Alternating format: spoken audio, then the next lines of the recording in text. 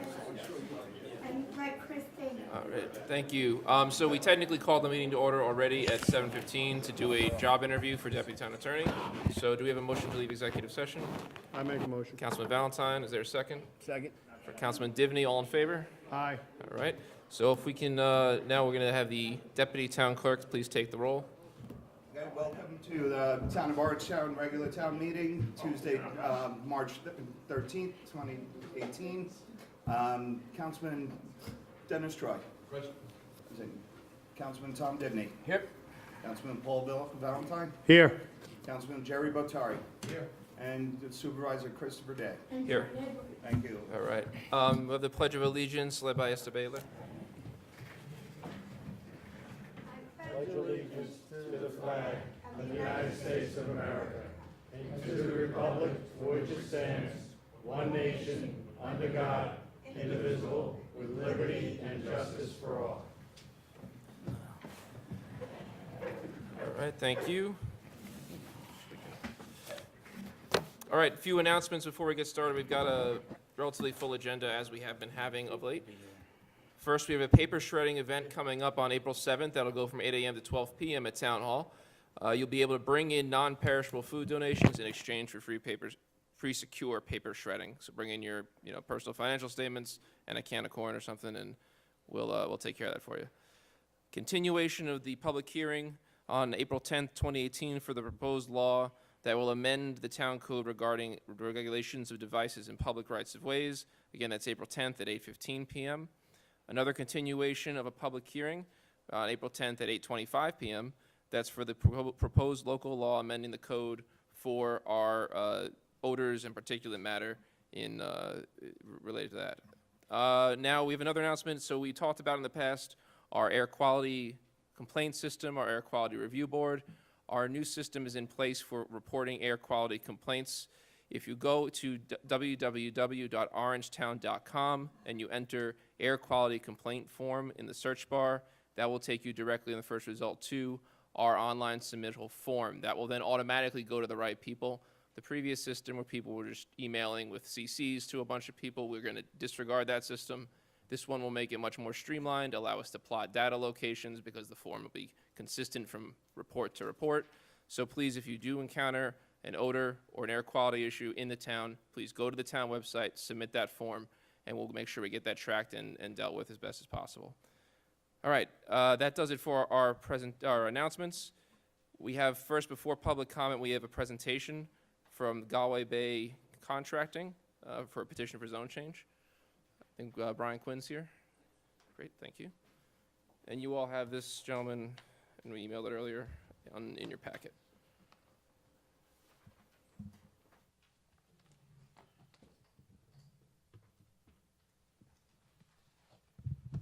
Yes, good evening, Mr. Supervisor, members of the Town Board. My name is Brian Quinn, office is 67 North Main Street, New City, New York, here on behalf of Galway Bay Contracting.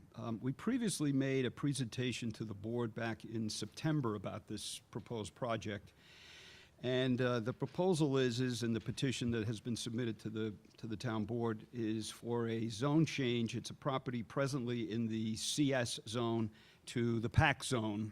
You may recall the PAC zone is a floating zone, and it is, just for purposes of identification, the Joyce Realty Building in downtown Pearl River. And the proposal is it's a one-story building presently. Joyce Realty has its offices there along with a couple of other tenants, but the proposal is to add 2 additional stories up there to be utilized solely for senior adult apartments. They would be rental units, a total of 16. We think this is a very well-cited proposal. Literally, if you're familiar with downtown Pearl River, you could walk to just about everything in downtown Pearl River, including the train station. I have with us this evening Mr. Tom Acton, who is the principal. You'll see that the petition was submitted in the name of Galway Contracting, but it also includes Dion's Way, which is the actual owner of the property. Mr. Acton is the sole stockholder or member of both of those entities, so they are affiliated entities. Also with us tonight is Jay Greenwell, our surveyor, as well as Bob Hone, who's our architect. So I'm going to ask Jay to come up and just kind of run through the project briefly. Anybody have any questions about where the location of this is? Okay, you're all familiar with downtown Pearl River. Okay, great. Thank you.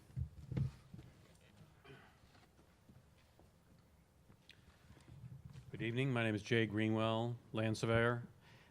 We were engaged by Mr. Acton to prepare a survey, topo, and a site plan, which we've done, which was annexed to the petition. We feel, again, that this is a very reasonable request. It is very much in keeping with the neighborhood. It is something we're very much in favor of. We have 38 on-site spaces, which we feel is a very good asset to this project. It's also adjacent to a town parking area. We've been through this with many of the members. What we'd like to do is we've taken this to the next step. We have to go through the zoning analysis and the zoning change with this board. We have to go through the planning board if this board were to see fit to be in favor of this. Then we have to get a couple of variances, as indicated previously, as well as to the Architectural Review Board. So there's a number of steps along the way. I think most of you are probably familiar with, certainly with the site and with what the proposal is. If you had any questions, other than that, I think maybe Bob could just hold up what it looks like. Sure. And this is the... An elevation of what we're proposing to do as far as the facade of the building. Again, as they said earlier, it's 2 floors added to an existing ground floor. The ground floors stay relatively the same as shops and offices, and the 2 floors above will be the residential apartments. We have a total of 16 units, a mix of 1 bedroom and 2 bedroom. We'll be creating a lobby area down on the first floor. We'll have an elevator and stairs. And pretty much it. What we feel is a very good part of this project is that the site is basically as impervious as it's going to be. We're not going to be adding any drainage issues. We're not going to be adding any significant traffic issues. The site is basically fully developed, and there will be almost no impact to the site in order to implement this project. It will be going up, and that will be the extent of the site disturbance. Thank you. Thank you. Jay, one quick question. Sure. On your, you said 38 spaces. On the papers we have, it says 40 spaces. How many are required for 16 apartments? And how many is And required? how many are going to be there also, in addition? For the existing building right now, how many spaces are required? We have 38 spaces. The 8,800 roughly square feet of commercial space requires 40 spaces at the 1 per 200. But again, this is probably one of the few properties in Pearl River that has parking on its own lot.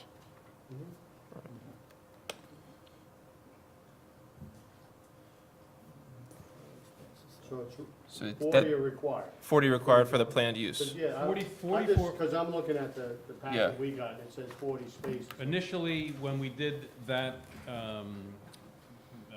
sort of generic layout based upon the tax maps and the county topo, we had counted 40 spaces, and that was what originally was there.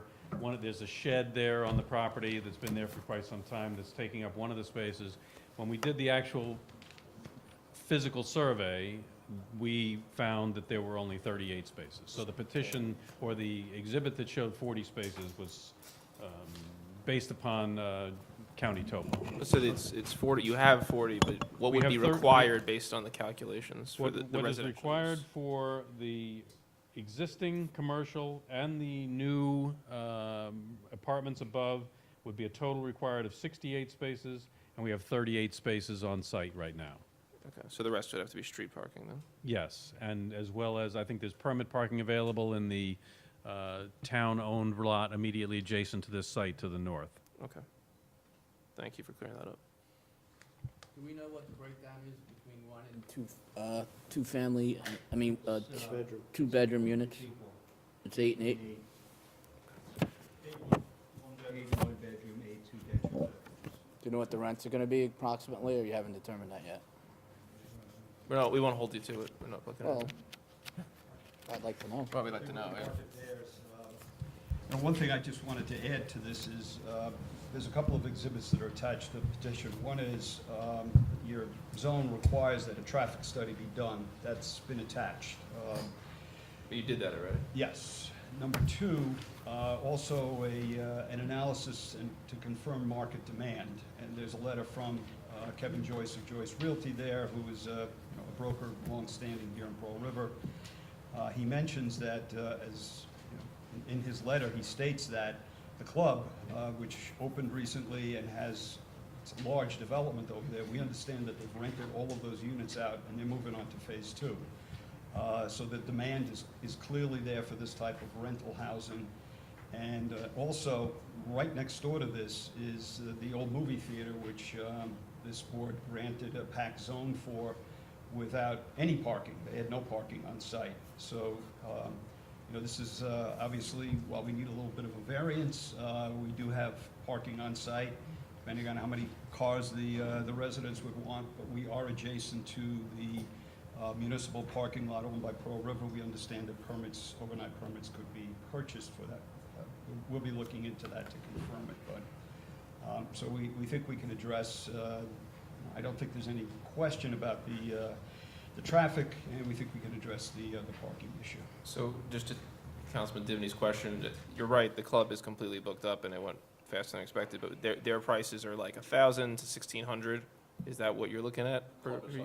Clyde? Oh, the club, I'm sorry, the other one, the one, it's the club, the rental property, yeah. No, the club is the golf course, Oh, the club's on the golf course, what's the one that's, across the street from that? the Pearl River movie theater. No, I'm sorry, the one that's over in off Veterans. That's the club. That's the club. Yeah. It's the club. Yeah. No, I was just there 2 days ago, they're renting it like 1,500 for a 1-bedroom. That's No, what they said. terrible. They told me that. I'd say.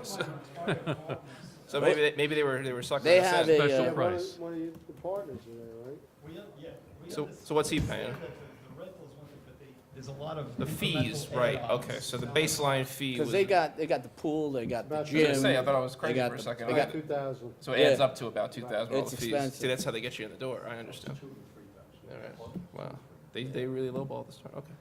So what are you thinking of charging then? Me, I'm not thinking ready. What's your client thinking of charging? It's All right. really gonna be what the market bears. It's kind of the caboose of the train here, what we ultimately charge.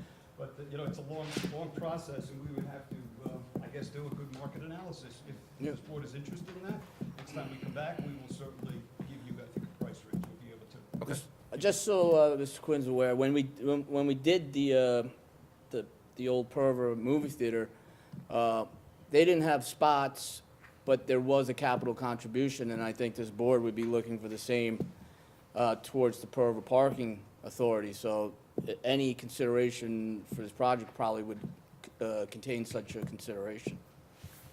Well, we would need a parking variance, but we do have at least 38 spaces.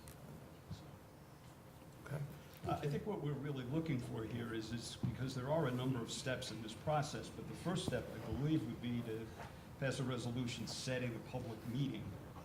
Yes, yeah, the next step is the public hearing process. And also, I guess, a secret determination if you're going to declare yourself lead agency, or I believe this does need to be referred to the planning board. I don't know whether you want to defer to them on lead agency or whatever your choice is, but it's a long process, and we'd like to get at least started on it. And we'd like to try to run that in parallel, just because it can be an expensive process as well, too, going to planning board, zoning board, architectural review, and then back here, we would at least like to know that we have a reasonable, chance of success in getting this thing. That's fair. Well, I think, Brian, as you know, it's a zone change, which is a discretionary legislative act. So I think what you want to do is perhaps go back and caucus and speak to your client about some of the questions and the issues that have been raised, because the board hasn't yet decided to hear the petition. So I don't think they're prepared to set the public hearing, to declare lead agency, or to commence the process unless and until they think that it's a project worth pursuing. So, you know, as Mr. Divany said, that with the last one, there was a capital contribution for parking. Understood that you have more parking than that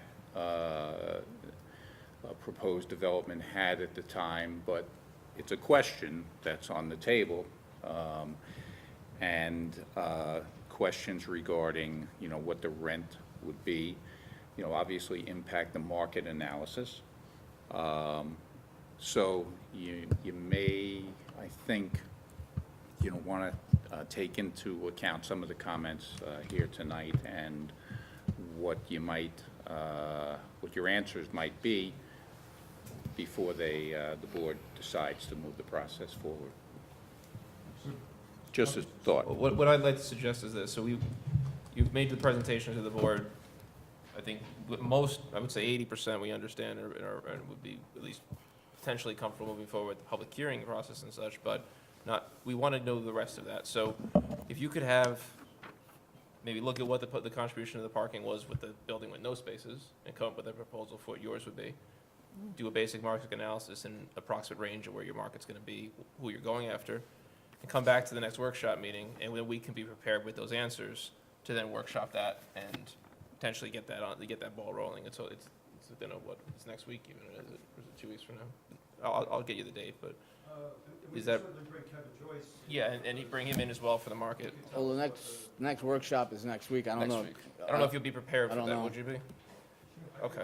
I know you've been waiting, the things, they've had this in for quite Yeah, some time I as well, mean, so I don't want to hold you up any longer. Next than necessary. workshop's the next week, from and then the today. following wouldn't be until the 17th, Brian. Yeah, so you're going to want to come. Of April, that If is. you can come in next week and answer the questions, and then we can ask, you know, in the workshop, any other questions that come up and discuss it openly, I think that's a good Yeah. idea. So 8 PM next week, a week from today. Bring that in. We'll ask more questions. We'll be prepared to workshop the actual resolutions if necessary, and go from there. Great. Thank you for your presentation. Appreciate it.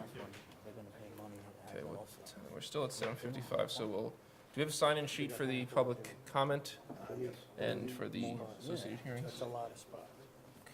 That's more than. Yeah. So we'll do, so let's, you want to do the hearings first, or do you want to do public comment? Public comment, then hearings? It's still early. Yeah. We can do 5 minutes of. We'll do 5 minutes of comment. Okay. Yeah. I understand it's his final town board meeting, and I just want to express the appreciation of, you know, I live in this town. I'd like to express the appreciation of myself, my friends, my neighbors, all the work that John did. Did a lot of work with him over the years. Always excellent to work with, and we're gonna miss him, but I know we'll be in good hands with the new town attorney as well, too. Thank you. Thank you, Brian. Thank you. What? We're gonna add our thoughts later, but yes, thank you. All right, so we have time to get at least one public comment, maybe two out of the way before the public hearings. So if we could have, do a motion to open public comment? I'll move to open public comment. Councilman Divany, second. I'll second it. All in favor? Aye. All right. We have Mike Mandel from Pearl River.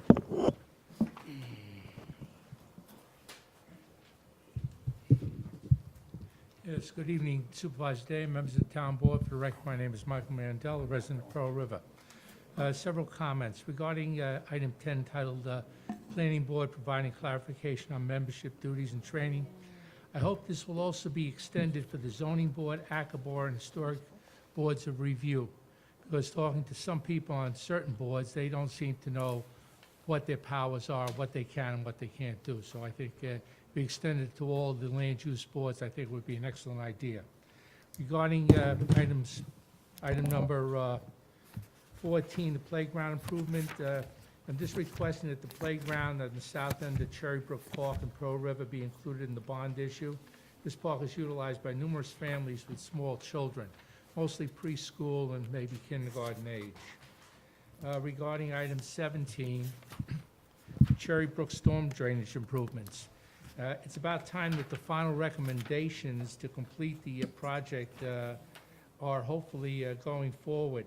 When the initial project was put forward, which was, goes from Crooked Hill with a retention pond all the way through Cherry Brook Park, where they put in a 5-foot secondary drainage main, that stopped all the flooding at both ends. But they didn't complete that project for some reason. A prior administration didn't feel it was necessary, figuring they didn't have to spend the funds and see what happens. Well, unless you do the entire project, everybody is not going to be out of that floodplain. So I'm glad to see that that's finally, and hopefully you'll vote for it tonight. And just one last item, I just want to applaud the supervisor and the town board for opposing Governor Cuomo's land grant takeover the utility property on public right-of-ways and changes to the pilot program on state-loaned land. You know, both of these things, they say that they're going to give us the same money we're getting now, but we know New York State and what they usually do. After 3 or 4 years, we're going to lose the money. And what is it going to do? It's going to make the state look good because they're reducing the taxes, and it's going to make it harder for us to stay under a cap with a grab. Cuomo needs the money. He's $4 billion short right now for the budget for the year. He's giving away more things. He's running for re-election, and if he can do this, this makes him look better and make us look worse here. So thank you for your time. Thank you, Mike. Thank you, Mike. Appreciate it. All right, we'll get one more in before we do the public hearing of Andrew Wiley.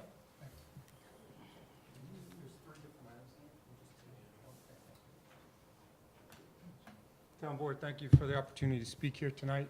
I'm here on a matter regarding there's a few things here. What I just handed you is a picture of what was my grandfather's and then my uncle's house.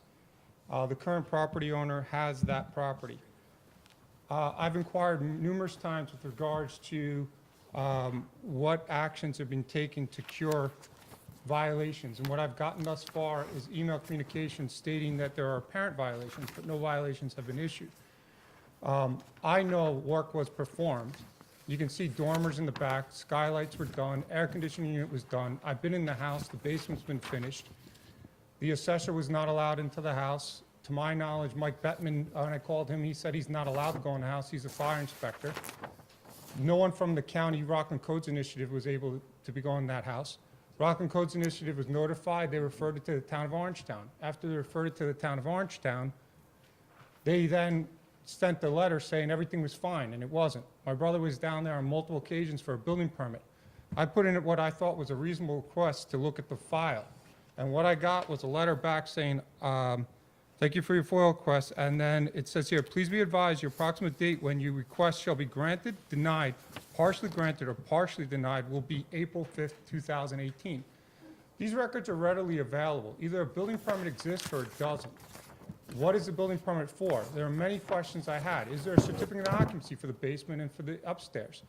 In addition to that, since then, yesterday I got a call from the Orangetown Police Department from an officer basically saying that they were going to, the property owner was going to have me arrested for harassment. I find it highly improbable. I got a copy of the incident report here in which they're trying to chill my right to FOIL. Inside the incident report, it says complaints. I put FOIL request in. I have another form here, which I'll supply you. My brother put in, he was the one that put the complaint in initially, okay? I also want you to look into and investigate Mr. McPherson. My brother had property there, it's a 288 variance, so there is no front yard. Code enforcement, Mr. McPherson, along with Jadell at that time, came out to the site and made a determination that my brother needed to get a variance because of a 4-foot, he had a 6-foot fence and the code says 4-foot fence. Now this is what's interesting. The code does not require a building permit for residential fencing, okay? They made my brother pay a residential fee, they made him pay a GIS fee, impact fee, made him go to the Zoning Board of Appeals to get a variance. So either there's selective enforcement or there's not. Now, within less than 90 days, there was an accusatory instrument. My brother was in front of a court and a judge. He was fully willing to cooperate. He asked for interpretation and determination from the building department, and he was brought to the court. Now, this is a life and safety issue. For first responders and police officers, there's only one egress and ingress up to that 3rd story. And you're putting people's lives at jeopardy. They're still operating, they're still using it, no violation, no CO, no temporary CO. I have no Thank you, information Andrew. for that. I would like an answer for that. Thank you for your comments. Thank you. Okay, so we're going to hit pause and we're going to head over to the public hearing. It's 5 minutes for public hearing comments, right? What? 5 minutes for public hearing comments? 5 minutes. Yes. Okay, let me reset this here.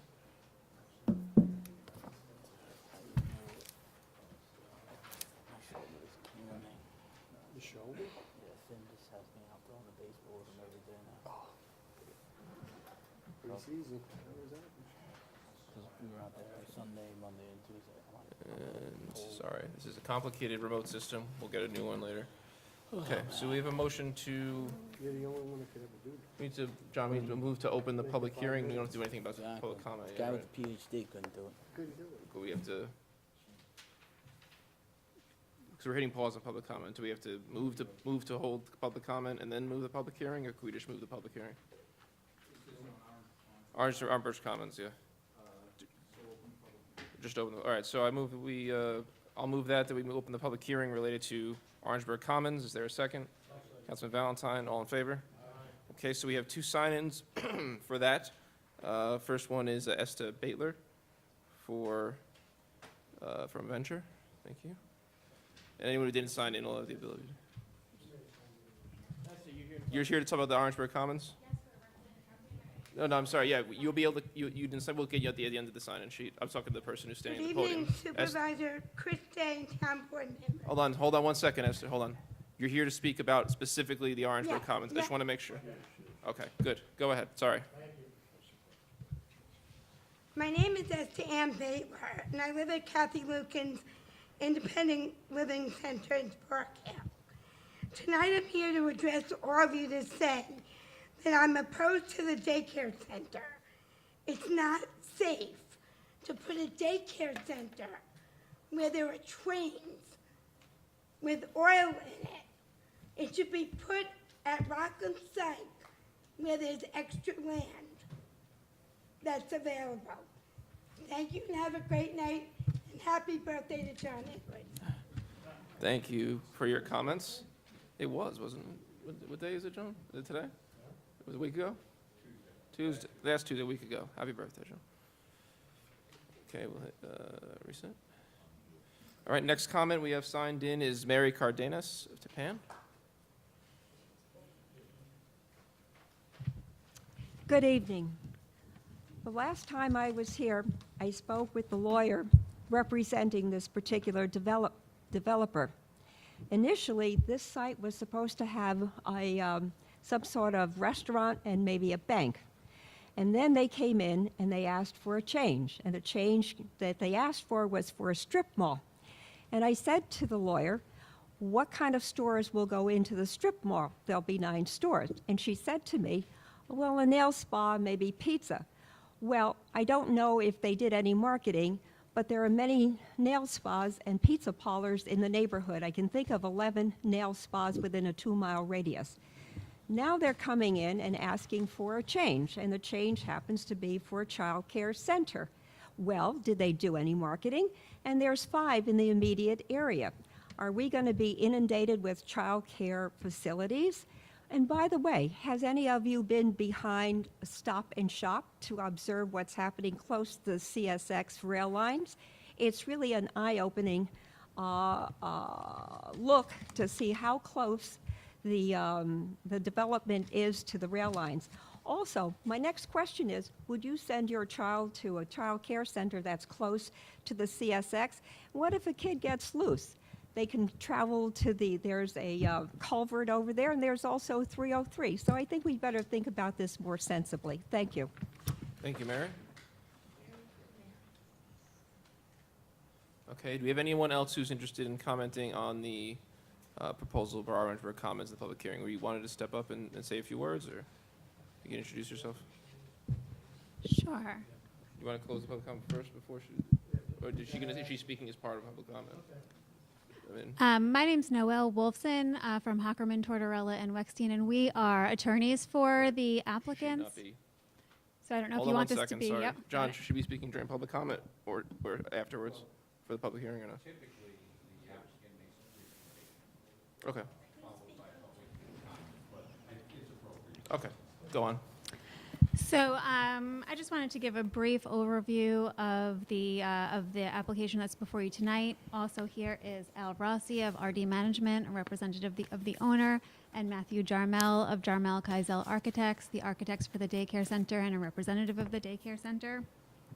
Tonight is a very limited application, just a zoning text amendment to add child daycare centers to the list of uses permitted within mixed-use developments and mixed-use expansions.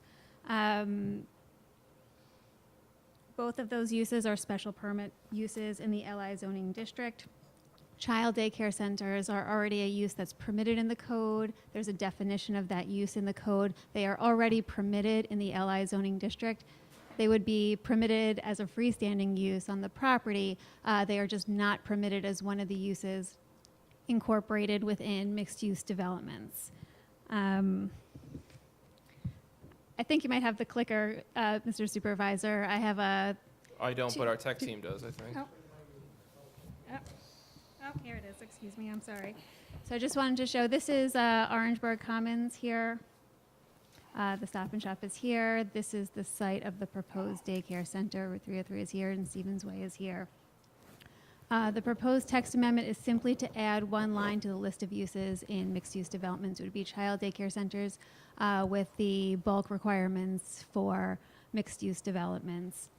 And as it was mentioned, the daycare center is proposed to replace the mixed-use commercial building that is currently approved for the Shops at Orangeburg Commons parcel.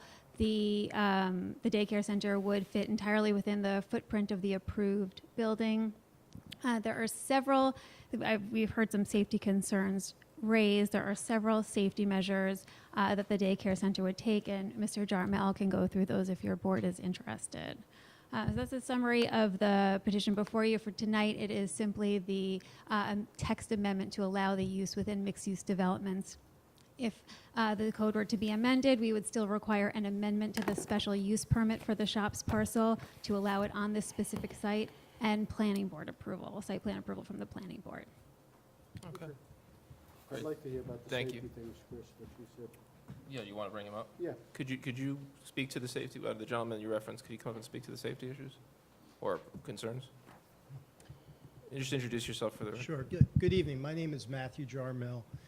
I'm a registered architect and designer of the learning experience. I'm their preferred architect on a national basis. I've actually designed close to 200 childcare centers for them. Sometimes I pretend I'm a developer, and I've actually developed 5 myself. The center, I think we have a floor plan of it. No, it's a little blurry. But the center gets classified with very stringent life safety requirements under the building code. For one, the center has children that are less than, as young as infants, about 6 weeks of age to approximately 5 years of age. So the building gets classified for fire safety. It has a fire alarm, it has a sprinkler system.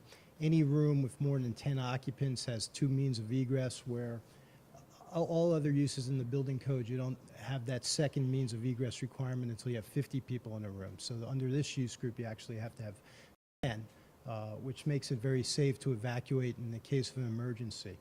The children and the way the operator works, and also the center is licensed by the state, and it needs to meet both facility and safety requirements that the state sets within the licensing laws.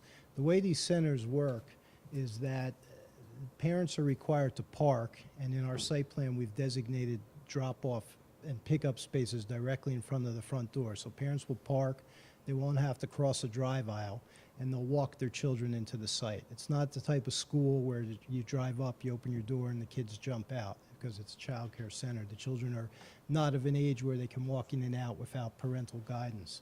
The front door of the building, there's a vestibule. During business hours, the front door is open, but the inner vestibule door is locked. Parents are given a key fob, so only a parent can get in with their child. If you or I were to visit the center, we'd have to be buzzed in. Once you walk in, there's a reception desk there. At the reception desk, there's a touch screen. Every parent has an independent PIN code for their child where they log them in, and then they leave for the day. Once the child is in the environment, they stay within the environment. I heard someone speak earlier about what happens if a child runs away.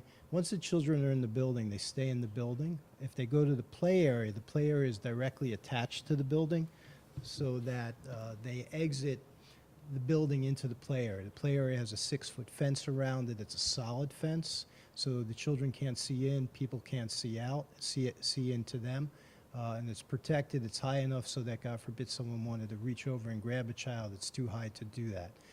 And throughout the entire facility are closed-circuit cameras that monitor every classroom, every corridor, the outdoor playground, and the outdoor parking lots as well.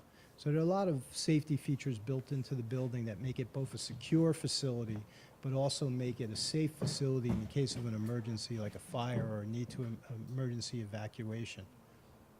Great. Thank you very much. Are there any other comments from this this topic before we close it? You guys have any- So the option is to either close. What type of market analysis did you do to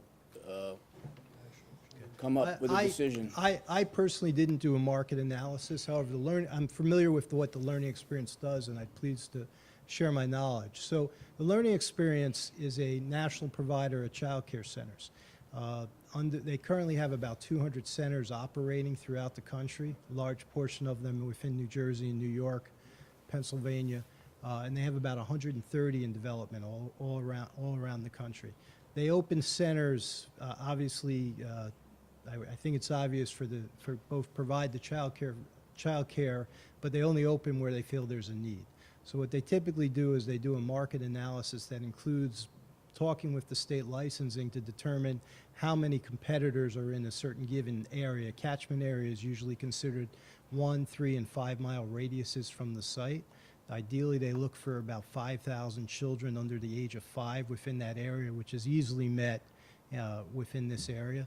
And they look for income levels in the neighborhood of dual incomes from, where you look to see both parents working, anywhere from $80,000 a year and up. So they've done a very detailed demographic analysis of this site, and they want to be here. There was a question, I think, or a comment earlier about whether or not a market analysis has been done to find a child care center. I can tell you that there is an executed lease that's contingent upon obtaining all the approvals and entitlements to build the building. And then just a follow-up question. Just in conjunction with this application, what's the status of the hotel, the bank, and the restaurant that was originally approved, if you have that information for us? I'm not appropriate to answer that. No, I know. I just, someone from your group. The Extended Stay Hotel, Al Rossi, I represent RD Management. Good evening. The Extended Stay Hotel is doing very well. We're very pleased. It's a very attractive site. As you know, we received an award from the highway superintendent, for the attractiveness of the site. We are planning a second hotel on the property. We have a franchise commitment for a second hotel. We are working on the details as to building footprint, and we anticipate in the near future that we will be coming back to the town to make a presentation as to what that hotel would be.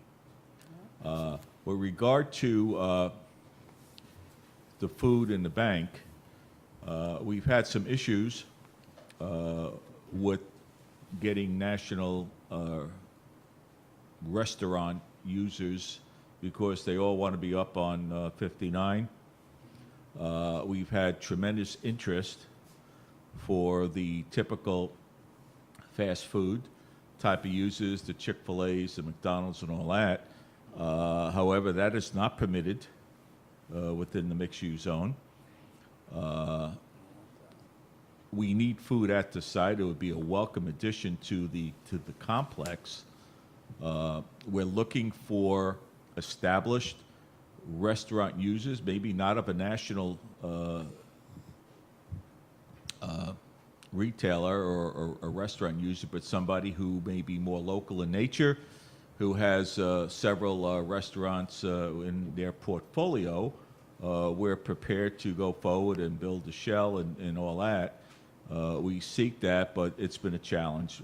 But we desperately believe that a food user at the site would be beneficial to, certainly to the hotel and to everyone there. So we still work on that issue, but we are looking into a second hotel, and we do have a franchise agreement in place. With regard to the daycare center, obviously that's been adjoined to the property, as you know. We've been before this board in the past. As you are well aware, we have a special permit. We have the approval of an 18,000 square foot retail establishment. The Learning Center came to us. They are experts in the field. As was Matt just mentioned, they have hundreds of units throughout the country, mostly in the Northeast. We do have an executed lease, and we feel that they would be an added attraction to the mixed-use concept, to the property. So we welcome them, and hopefully that this board will entertain this use within the mixed-use zone. And we're prepared to go forward with that use. They have made a financial commitment, and so have we. Thank you. Just one question. How many of those 130 in the Northeast abut a railroad track? I would imagine that there are some in an urban environment. With regard to retail, I'm not an expert in the field, but as we all know, we find daycare centers in multiple locations. We find them in urban and suburban environments. I don't argue that at all. And in a suburban environment, they're next to commercial uses. Some of them are located in, let's say, Hoboken and those type of areas or railroad tracks. They've seen where we are. They know where we're located. They have come to us, and they're committed to going forward. So Okay. it's not something that we've hid. It's there. It's open. And they find it to be a location where they think they'll be very successful, and so do we. Thank you. I'm not worried about that. I'm worried about the children.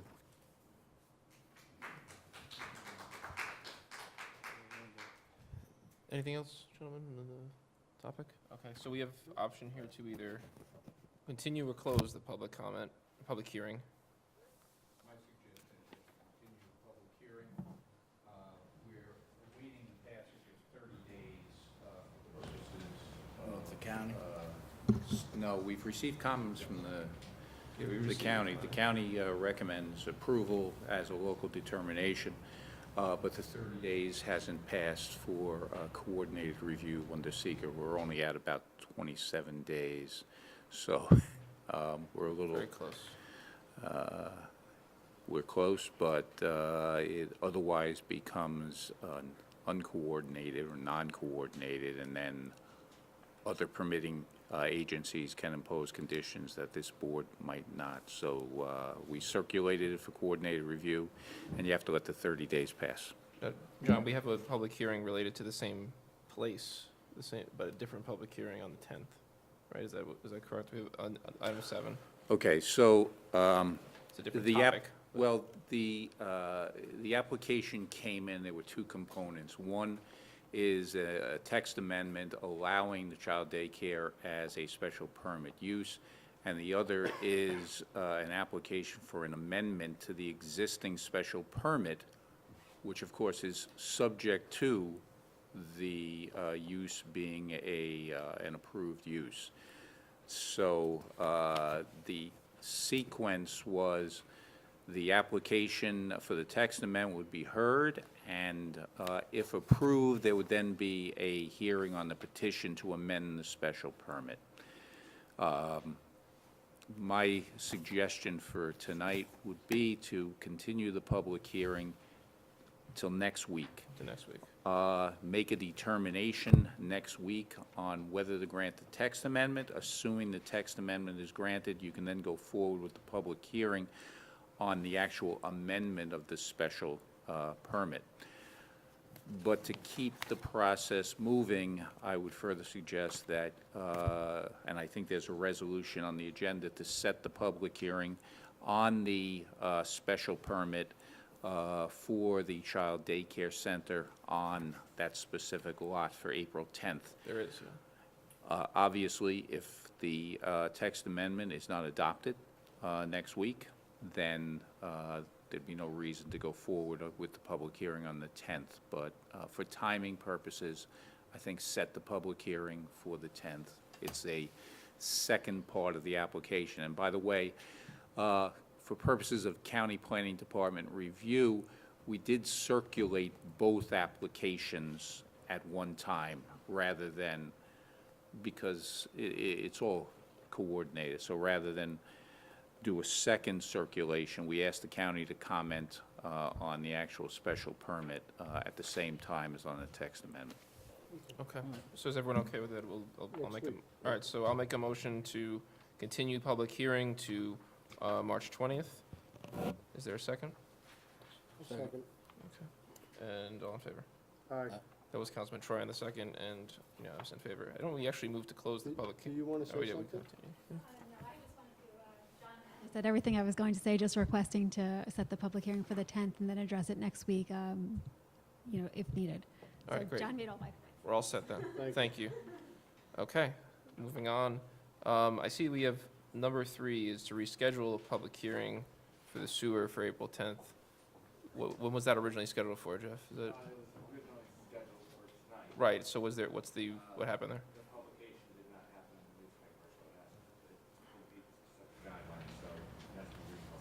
Well, all right then. We'll talk about that as to where that break in the chain was, I guess. It's unfortunate. Will he take care of it? Are you sure? You're gonna sign that? We technically got 24 hours more with you, so if you can get that done, John, then that would be great. I got 24 hours to screw it up. So, I'm sorry. yeah. Back up.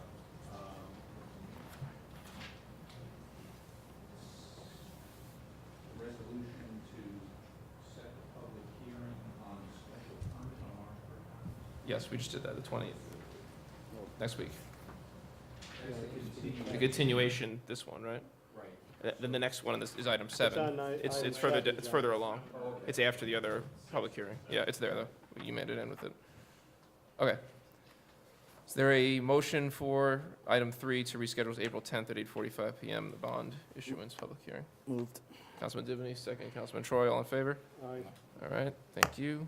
Now, Got public Another hearing. public hearing. All right, so I move that we open public hearing related to 1-800-GOT-JUNK. Is there a second? Second. Councilman Divany, all in favor? Aye. Okay, comments, sign-in sheet for that one. That's not it. Okay, we have the first one to comment.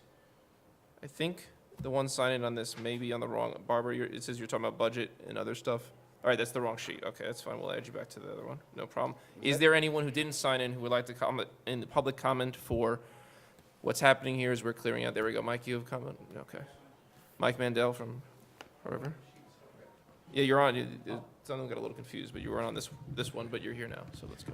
Okay. Good evening Supervisor Day and members of the town board. For the record, Michael Mandela, resident of Pearl River.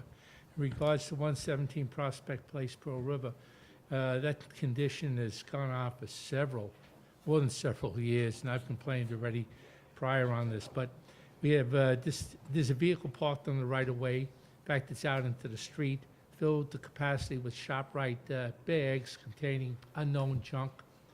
Doesn't run anymore. You couldn't get in the car if you tried. There's beach chairs, junk on both east and west sides of the house. The white vinyl fence that is on the west side of the house was put up to cover the items that were placed there in front of the wooden fence that was there before it, that covers some of the things in the backyard. How many cars are in that backyard are unknown. I know there's at least one if you look up the driveway, which is between the two properties, and I'm not sure which one it's on, but there are other vehicles there. and I'm just glad to see the action taken. One question I have, or two, really, is that car going to be part of the junk removal, number one, or at least moved or something done about it? And number two is the container that's in front of the building. That was dropped off there, I guess, about 4 months ago. Now stuff is piling up in front, and I have no idea what he's put into it. So I appreciate that it's moving forward, and thank you. Great, thank you. Mr. Fennell? Yeah, come on right up, that's fine. If you just read your name in there, Mr. Fennell, and it'll be... My name is Tom Fennell. I'm a resident at 51 John Street in Pearl River. I live directly opposite the subject property. That cargo container contains some of the residents' belongings and junk and food. For people that are not aware of the situation, the person that lived there is a hoarder. Not one piece of garbage has ever left that property. He has no garbage removal service. So he was permitted by the town inspectors to bring in that freight cargo. It's a freight cargo container that holds 67,000 feet of garbage. I have pictures of all of this property, all of the hazards that this gentleman listed here. There's 3 cars on the property. None of them are currently registered. They're all 2 and 3 years expired. The one particular car is a Volvo that sits on the road, the tail end of it. That is a potential bomb, okay? There's combustion, there's food and items in there that are releasing gases. There's animals in it. It's filled from top to the bottom. When the heat hits that car, it's going to go to 120, 130 degrees. Check with a chemist, who the fellow who lives there is a chemist. It's a complete hazard. The container, Mr. Day, as you know, I spoke with your office, that had been unsealed, open, as if you would leave a refrigerator or something in the street where kids or passerbyers or someone looking for a stay would go, and the odds of something happening may seem very slim, but accidents like that happen all the time. The building itself, no emergency service agency in this county would even go in. Your inspectors responded, the fire department responded, the police department responded. Nobody has entered that building because it's unsafe. If that building is to ignite from who knows how, man, beast, or child could ignite it somehow. There's no, the fire department, the inspectors from the town informed me, it's a let it burn designation. No one will enter that. So that means that myself, the Rudimans are You here. just address the board, Tom? Excuse me? You have to address the board during the comments, not I have the to- audience. What? Address the board during your comments. It's Oh, not- I'm sorry. yeah, It's not just a Okay. technicality. If that house goes into a fire situation, our properties are no more than from here to the wall. And the fire department is not going in. They're not going to be able to extinguish that only from the outside. It sits adjacent to the church. If the back of the church needs to be accessed and people are trapped up on the second floor and there's no way to get in except through the rear, they will not be able to get through that property to address that situation. There's just one hazard after another. I could keep making up situations, but the one situation that I did bring to the attention of the Rockland County Health Department is that somebody, as a result of this, is going to get hurt. Oh, yeah, well, but what happened? The owner, the man himself, he was evicted. He wouldn't leave the property. When I called your office, Mr. Day, it was to let you know that he's prowling around the property at 9 and 10 o'clock at night, My neighbor and I are noticing this. The health department responds, and they find him in the church's garage. They have a house next to the property, and 4 of his toes are missing. He fell, hit his head, cut his face. So yes, somebody was hurt. You know, even though I'm not sentimental about his garbage collection, he still is entitled to public safety and health care by the county of Rockland. And so that's one incident. Do we need another incident of somebody getting hurt by way of some type of toxic fumes? The property, I was on it today, I have pictures. It's a hazard. It's just a complete hazard. And for our property value, you could not buy or sell a house on that block. On St. Patrick's Day, when the people come into Pearl River and they start walking by that property like they do for every social event, 4th of July, funerals, the train show, I should videotape them, because when they come to that property, they stand and look at that property, at that junk pile, and say, this is Pearl River? Because that certainly doesn't represent Pearl River. That certainly doesn't represent all the hard work that you gentlemen have done to bring our community to where it is, and the citizens in this community who pay good taxes to be represented. We're not being represented with that hazard on that corner. Now, since January, nothing has been done. You came into office, I spoke with you. I know this is not your problem. This is Andy Stewart's regime that allowed this to get to a situation where it's at. 3 months, nothing has been done. So the 1-800-JUNK needs to be done ASAP. And I believe that our town needs to call the county and let them know what's the story, because you can't, I was told that you, my time's up? Yes, it is. Okay. Yeah. Thank you, Tom. Appreciate it. So, just to sum up, assuming there's no other comments on the subject, we have another one raising their hand, or no? No one else signed in, but does anyone else want to speak on the topic? Oh, I'm sorry, I didn't see your hand. Yes, please come up.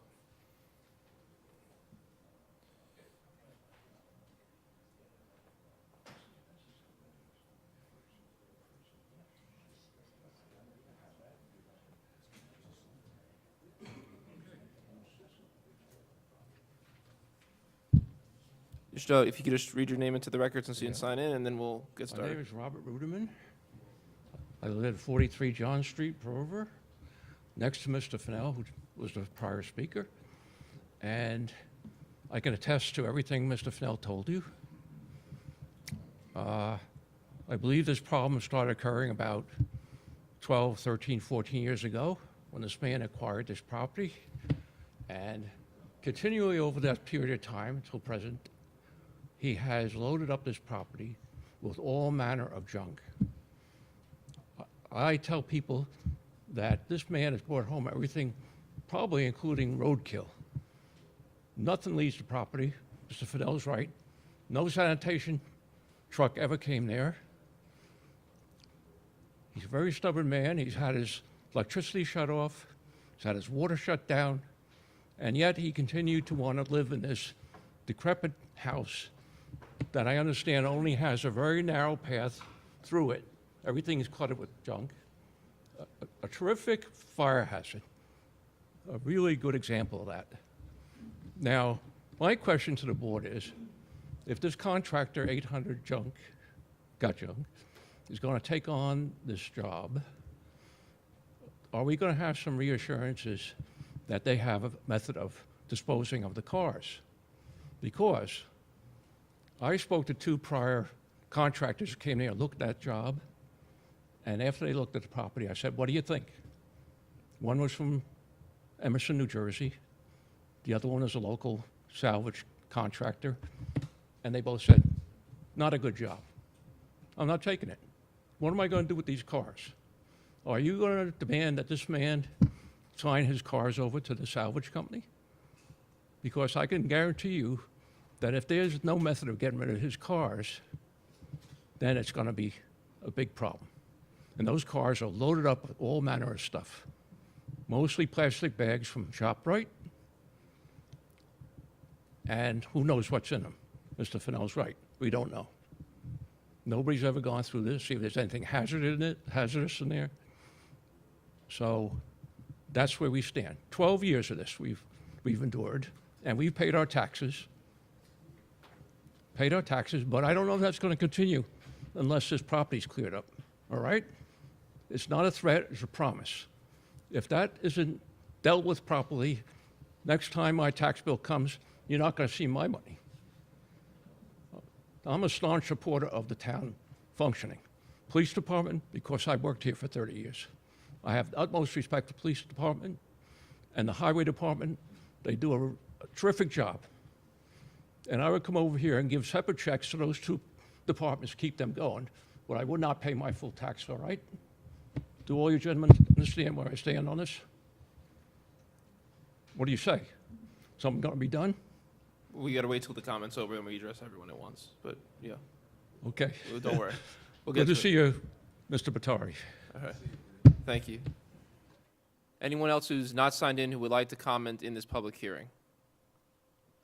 Okay. So we have a motion to close from Councilman Divney, second from Councilman Colbatari. All in favor? So before I just want to sum up real quick. This has been an ongoing issue for, as has been said, 12 years. I got complaints in the fall when I was not supervisor. We made sure we followed up in January. We started the process on this cleanup. The container, we got padlocked. The house is condemned. And this is the next step. We have to have 1-800-GOT-JUNK is a reputable company who takes away everything that's there, disposes of it properly. They clear out the garbage, and then we can move forward with potential dealing with the containers and cars. We cannot have 1-800-GOT-JUNK doesn't do that, and the people who do that won't do it with the garbage in it. So it's kind of a phased thing. But we have made the progress through January when I took office to get to the point where now all the filth will be removed from the property once we vote for this, because I think we're going to be all voting for it unanimously as far as I can tell. Then we'll be able to have actual, say, a scrap metal contractor come in for a container or deal with it through police or county for the other items on there that are not true garbage. They're designed for hazmat cleanups, for real nasty situations. Everyone's seen hoarders on TV. That's what they do. So they will deal with all that trash, and we're going to deal with something that's been going on for 12 years. So as soon as this came to my office in January, we started dealing with it, and we're going to get it dealt with right now. So there's no, yeah, sorry. Well, why can't we just put a number on what we're going to allocate for cleaning up the property so that we don't have to have another public hearing regarding who's going to get who's going to do the cars? I'm not sure the So it's the process for that more so than the dollars. Yeah, So it's not a dollar figure for it's the process. Well, you allocate $75,000 and then you put it on the guy's tax bill. That's what you do to take care of it. This is all covered under property maintenance. The guy, We've done, The house is already foreclosed on, isn't no, it? but, house yeah, is but already condemned. it's, when it gets sold, you here's still what have you a gotta lien on the realize. house. I called before Chris got here, I talked to Tommy Fennell's wife, I talked to a number of the residents. I called the Department of Health. They advised me that they had started a case. I talked to Jane. We decided that the county asked us to refrain from bringing action when they were trying to have the house condemned. But after talking to someone from the Department of Health, we decided to start our own violation because he was in violation of the property maintenance law. But at the end of the day, it's not the guy. I think he doesn't own a mortgage. So the bottom line is, we put it on. You say we allocate up to $75,000 because this guy is not going to do it. And then if it costs $75,000, it goes onto his tax bill, and then you can start a tax lien foreclosure against him, and the town can take the property. But I think you got to do it. Can we just, Jane, would you mind getting up real quick to answer a couple technical questions related to the vehicles and container? Because it may not cost anything for us to do, for all we know. Just the trash might have to be out first. Good evening. Yeah, this actually started, like I said, 12, 14 years ago. There has been multiple violations and court appearances. And the interesting part is Mr. Grasso shows up in court clean, dressed, well-suited. So it's been a very difficult process for the code enforcement officers. Again, I came in October. We started working diligently with the health department to try to get the house condemned, and then they can force him to leave, which they did. The problem is they cannot force him to go anywhere. So they took him to a facility, but he doesn't have to stay there. He has rights. He has his own human rights. He has his own property rights. However, yes, under property maintenance, since he was not responding, we can move forward with cleaning up the property.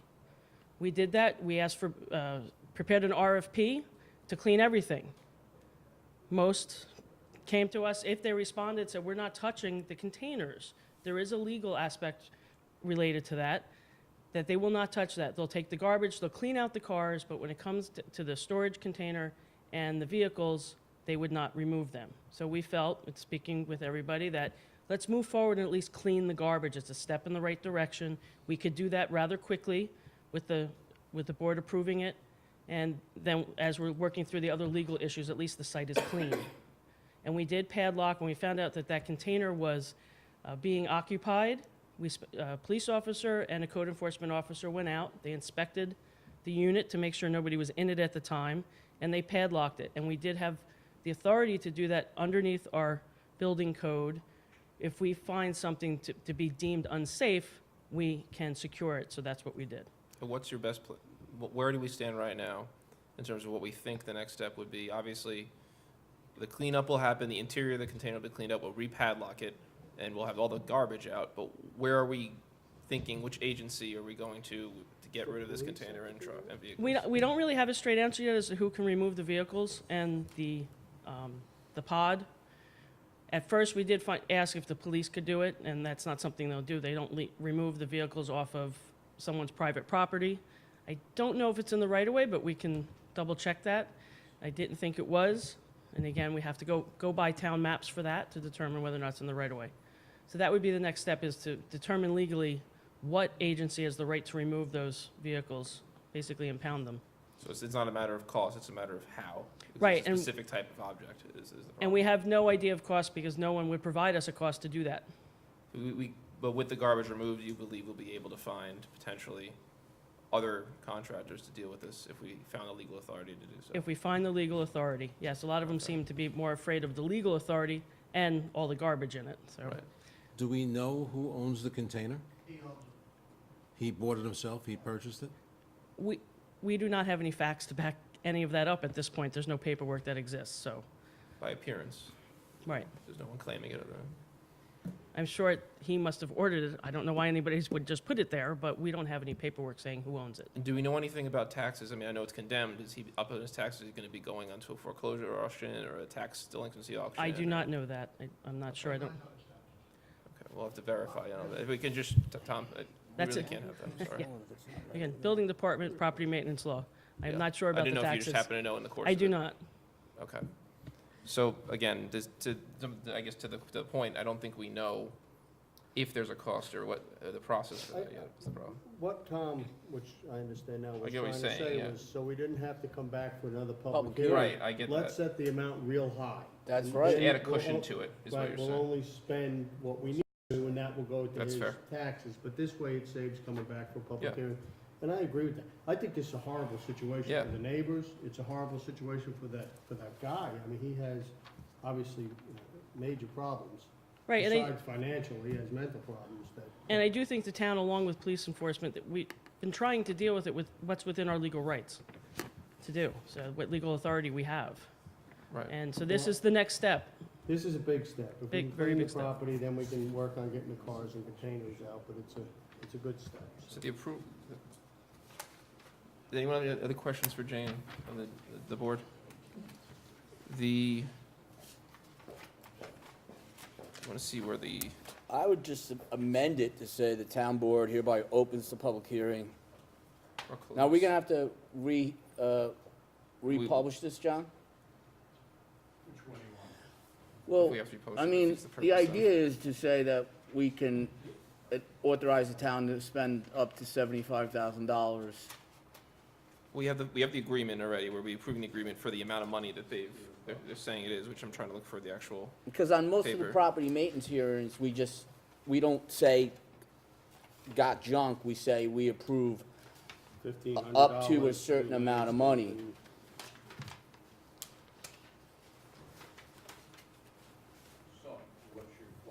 You're saying, can we change the amount that's associated? We're approving in a particular make it agreement. open-ended. Now, we're Can I actually make- approving a company. Can I amend the, You can. But would it cause a renotice situation? You can't. there isn't one. Where's the agreement? You would be amending it.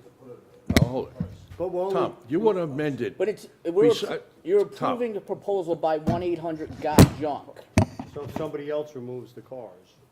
That's what I'm saying. It's with 1-800-GOT-JUNK. Specific, we're approving a specific proposal to do a specific thing for a specific dollar amount. I get what you're saying, which is let's put a cushion on that for other things too. I don't believe a public hearing is necessary. But that would just be a resolution then.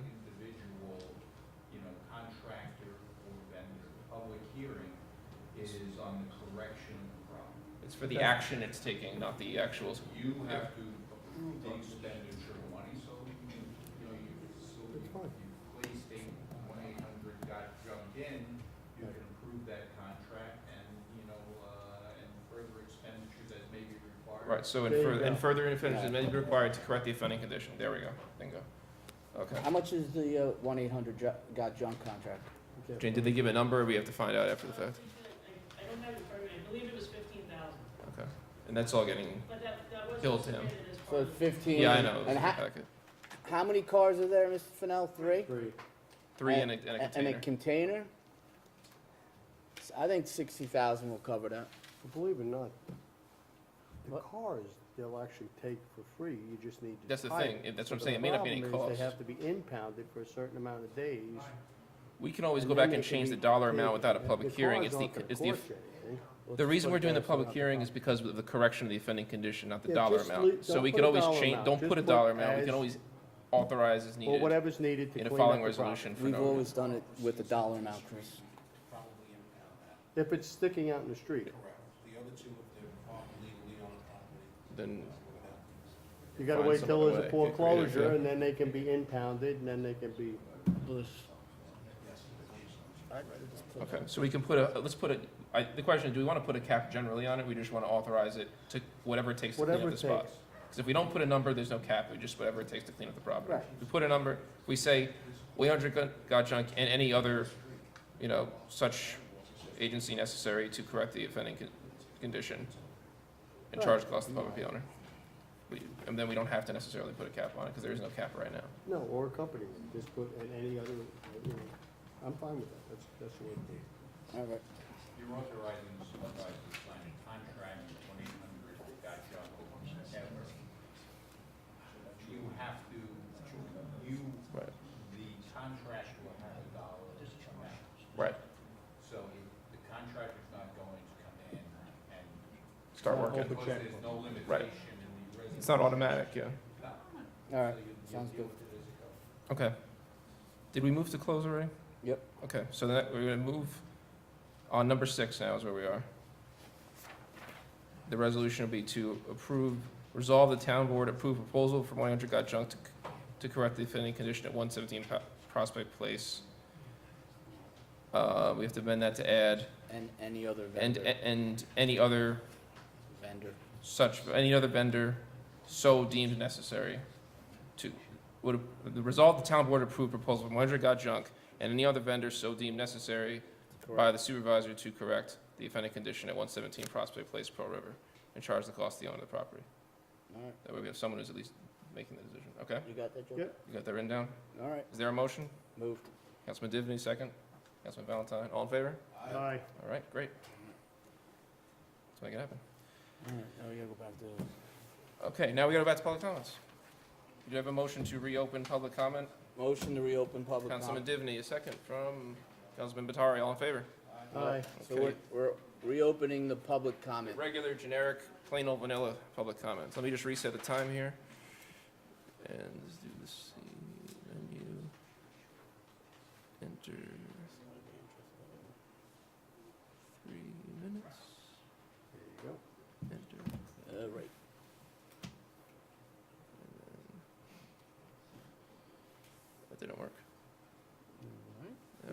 hold on. We're having technical difficulties. I can set it on my phone. Anthony, you here? Give me one more try. There's a 3.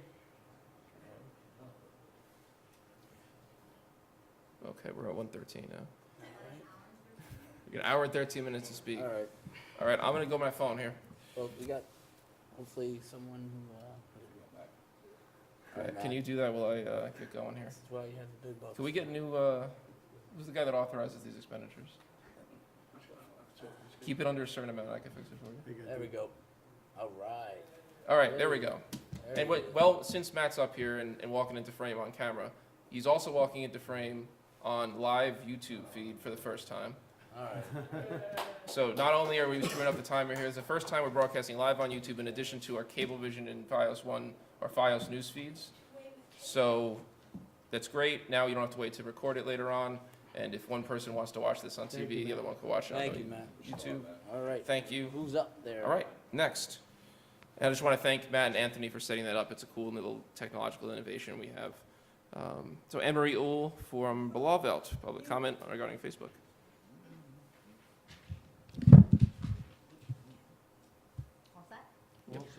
I'm speaking today about a Facebook post by our town supervisor that talks about a vote by the county legislature on the same building property. The post reads, "If you live in the area labeled District 17 or 10 below, I've got bad news for you. Your county legislator, Nancy Lowe Hogan or Harriet Cornell, is voting with the interest of the Ramapo 5 legislators to prevent our town and county success instead of voting to protect you and your family. Most recently, they joined the Ramapo 5 in a vote which continued to obstruct the sale of the same building in order to further those legislators' agendas despite bipartisan support in that vote for its sale. Make your voice heard. In 2019, support Republicans or Democrats in those elections who will vote for Orangetown interests, not our western neighbors." I'd like to break down the language in the post so that we all can understand how detrimental this is to the bipartisan health of our town. The same building is a county issue, and discussion on this property needs to be discussed on the county level.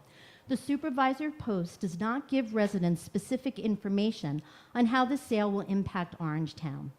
What this post does is aim a political gun at the county legislators by using a term that not only creates an emotional reaction to the information. The use of the term Ramapo 5 is clearly political language to vilify our county legislators and create imaginary connections. I would rather Supervisor Day outline the issues that this sale presents in Orangetown and for residents to call their county legislators to voice their opinion on the matter. I would rather he urge residents to attend the county legislature meetings on Tuesdays and hear from the legislators themselves on this issue. This, to me, is the proper use of his office. I also would like Supervisor Day to use his energy to inform the residents on some of the important issues that face Orangetown. To name a few, environmental issues like the recent violations at the Aloof Plastic and the use of herbicides in the Piermont Marsh, gun violence, and how the town is taking steps to ensure all our safety. This would be a better use of the social media presence.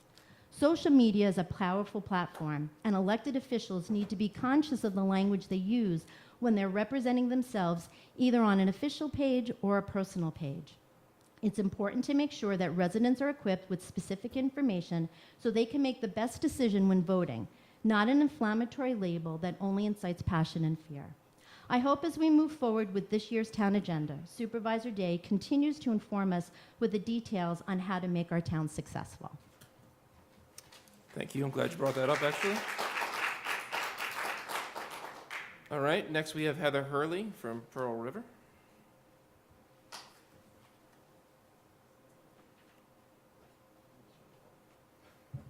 Good evening, Heather Hurley, Pearl River. I just had a couple of questions with some of the items on the agenda tonight. One of them, I was just wondering, in regards to the new form that's on the website for the odor reporting, it was very difficult to find on a cell phone, so if people are in the area and they're doing it from their phones, it's my opinion that it should be more accessible and a way to get right to that form as opposed to having to search for it. Also, who is on the receiving end of that form? Are DEC officials? on that receiving end? Are any members of Clean Air for Orangetown going to be made aware of what reports are coming in as we keep our own records as well? Because if not, we would advocate for the public to also email Clean Air for Orangetown, as well as all DEC officials and state elected officials that have been on our reporting system thus far. Also, I just wanted to also ask regarding the market analysis and with the proposal that was put forth in the Joyce Realty property, would it be okay if there was an outside realtor who was providing that market analysis rather than someone who was working for Joyce Realty? Just wondering if that's a conflict right there. And in resolution number 21 with the Clean Water Grant,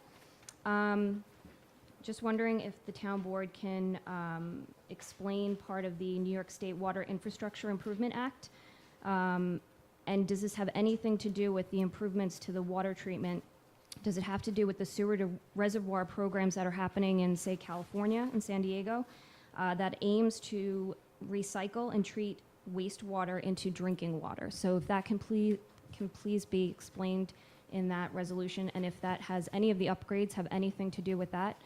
And the resolution about the reconstruction and resurfacing of roads in Orangetown, is this in place of the $2 million Department of Transportation grant that was given to Orangetown for the Middletown Road pedestrian mobility project, or does this have anything to do with that?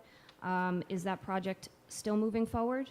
And are these funds in addition to that? And is the town required to pay these to make up for that grant that's given to the town? Thank you. Thank you, Heather. Next is Justin, I'm sorry, is it Greisberg or Griesberg? Greisberg?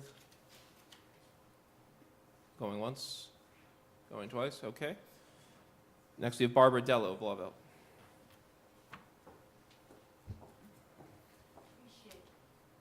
I appreciate that. I want to begin by saying I do not know the man in the previous discussion. However, I hope he gets the help he needs and in a way that's respectful of his values. And I also hope, since I'm a bit of a hoarder and my husband sometimes wishes the house was cleaner, that nobody looks too carefully at my house. But now, money is important, and money decisions are important. So town budgets, ratables, lot size and zoning, and tax rates are important to me, and they're important to seniors and young working families who are struggling with big mortgages. But money is not the only thing, and sometimes for me it's not the most important thing. Family, friends, community, and resident safety are also very important factors in our lives for myself and for many others in the community. So I want to thank the town board again for the care you've taken so far in the sale of RPC property, and ask you to continue to be both vigilant and have the same care as you go forward. Always being mindful of the mostly residential character and family-oriented character of Blauvelt Orangeburg, as well as the overall character of the community. Thank you so much. Thank you, Barbara. Is there anyone who hasn't signed in who would like to comment? Allison Sullivan.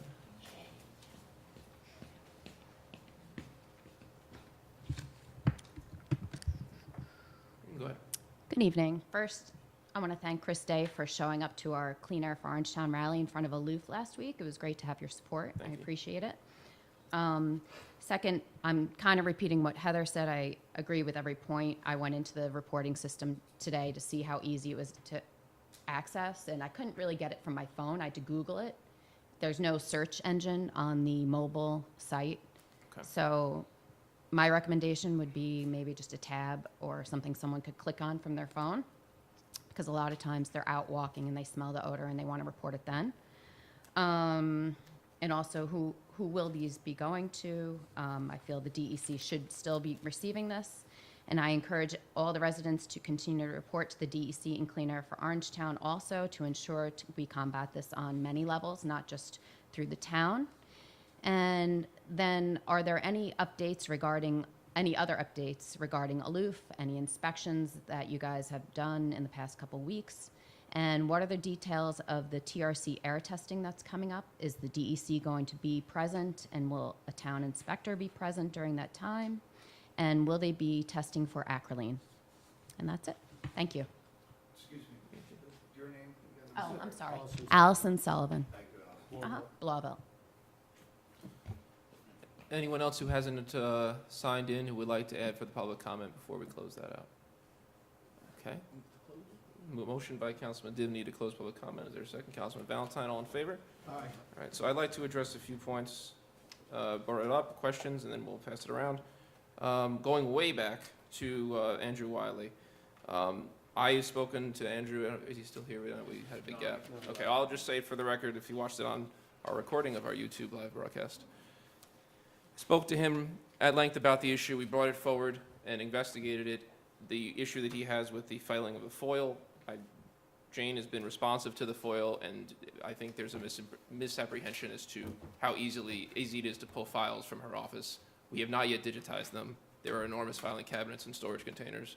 And 415 from the date of the submission of March 9th of the FOIL is within the limits, well within, and we're being as responsive as possible.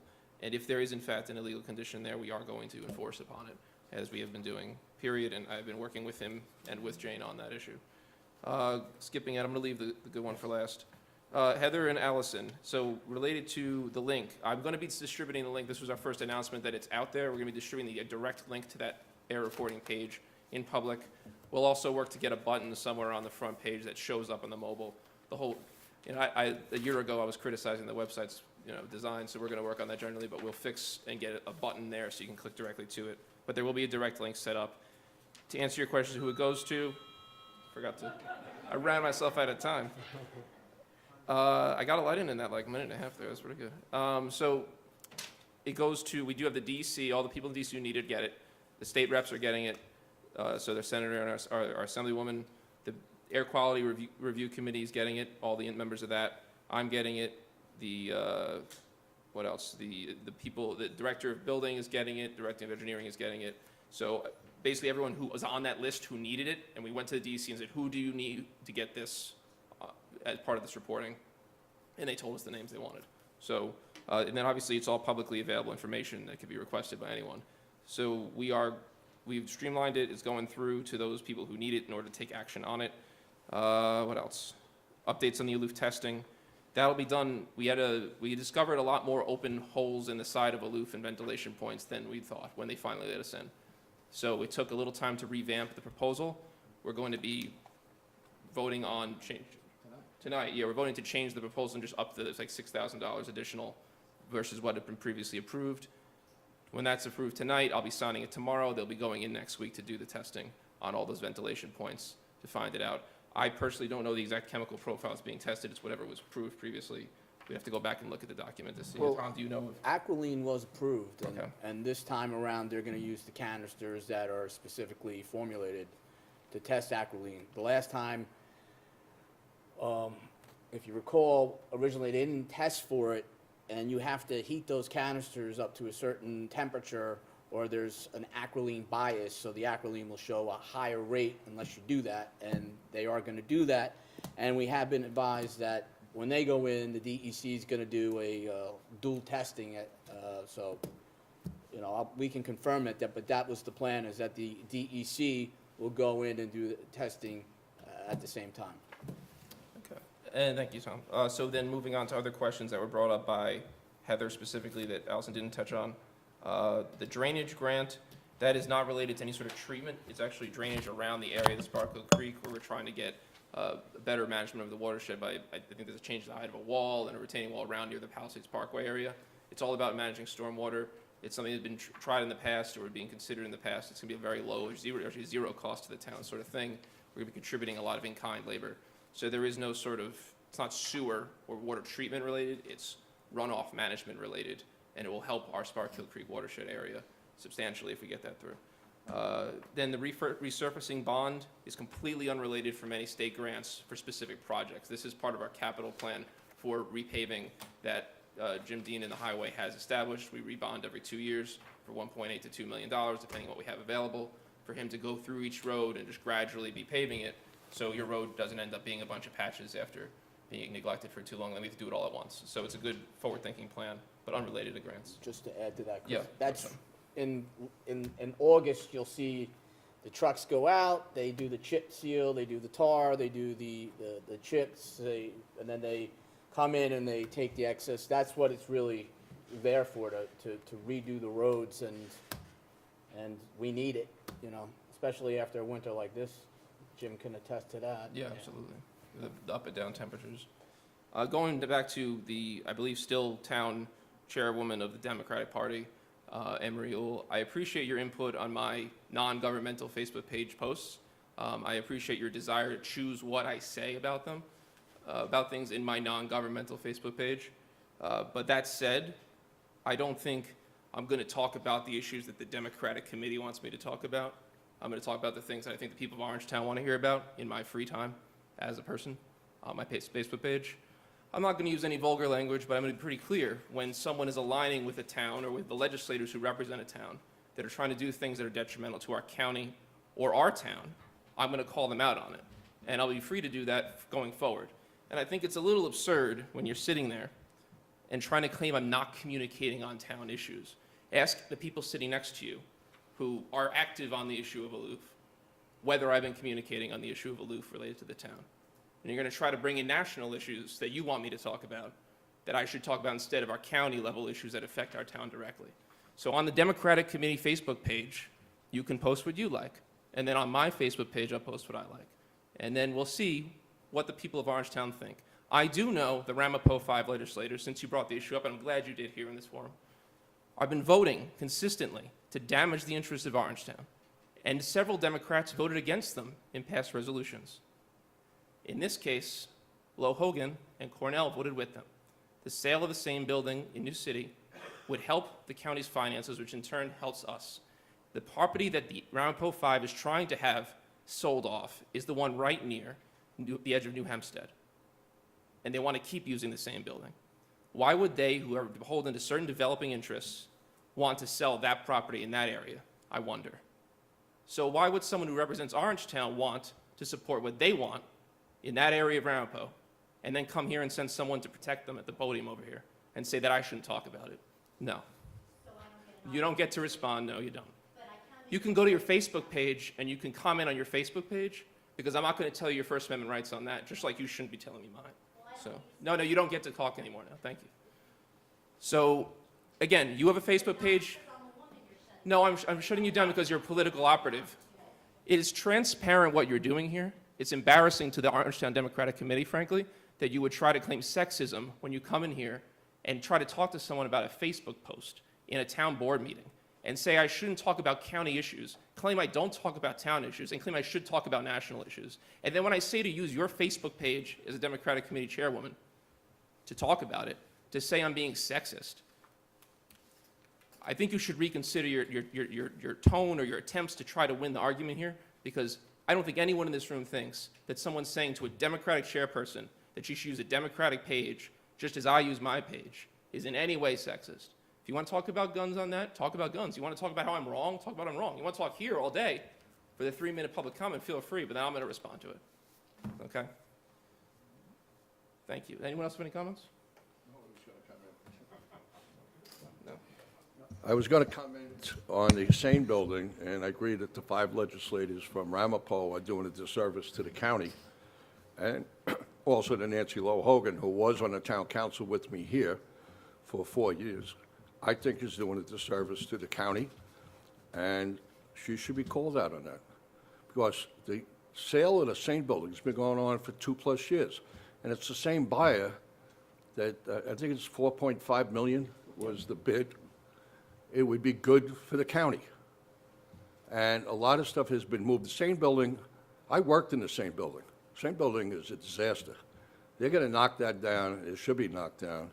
and they're moving everything up to Pomona, up to Building A. And I happen to agree that's a good move. So I disagree with the earlier speaker. Anything else, gentlemen? No. Great, thank you. All right, moving on. We are now on item number 7, to set the public hearing for the other portion of the daycare center for April 10th. We spoke about this earlier with John. Is there a motion? I'm sorry. This is the other Yes, part that we're I'll make a concurrently motion. doing. Councilman All right, I'll Valentine. second that. Second, Councilman Divney. All in favor? Aye. All right. Next, we have a resolution to set the public hearing. We're going to have a busy April 10th, by the way. This one is to add the what's it called? Alternate to the planning board. So, Okay. and to change the planning board description a little bit. Is there a motion for that one, number 8? Councilman Batari, second by Councilman Troy. All in favor? Aye. Okay. And then we have a set date for public hearing related to the petition we had the other day for Town Plaza 2. It would set the date for the public hearing for the 24th at 8:05 for the petition for zone change. Sure. All right, Councilman Divney moves it, second by Councilman Batari. All in favor? Aye. And then we have, we're going to circulate the laws related to this particular one so we can concurrently do it during the 30-day waiting period. I'll move that one. Is there a second? Councilman Valentine, all in favor? Aye. Great. And that's all still part of the same thing. 11, this is the, all right, we're going to get to the bond issuances. They start in September, and we're ready to, I hope, pull the trigger on them. Is there a motion related to the bonding for the town hall air conditioning? I hope so, because it's going to get really hot this summer. All right, Councilman Troy, thank you. The second, Councilman Valentine, all in favor? Aye. All right. That was 11, right? And now we're going on to 12. This is regarding playground improvements. Is there a motion for this bond? Yeah, Jerry. Jerry, I'm sorry, I missed you there. Councilman Batari, Councilman Troy with the second, all in favor? All right. 13, this is the resurfacing we mentioned, the 1.8 million. I'll move this. Is there a second? Councilman Divney, all in favor? Aye. All right. Resolution authorizing placement of traffic signals, 1.1 million bonds. Is there a motion? Councilman Troy, second by Councilman Valentine, all in favor? Aye.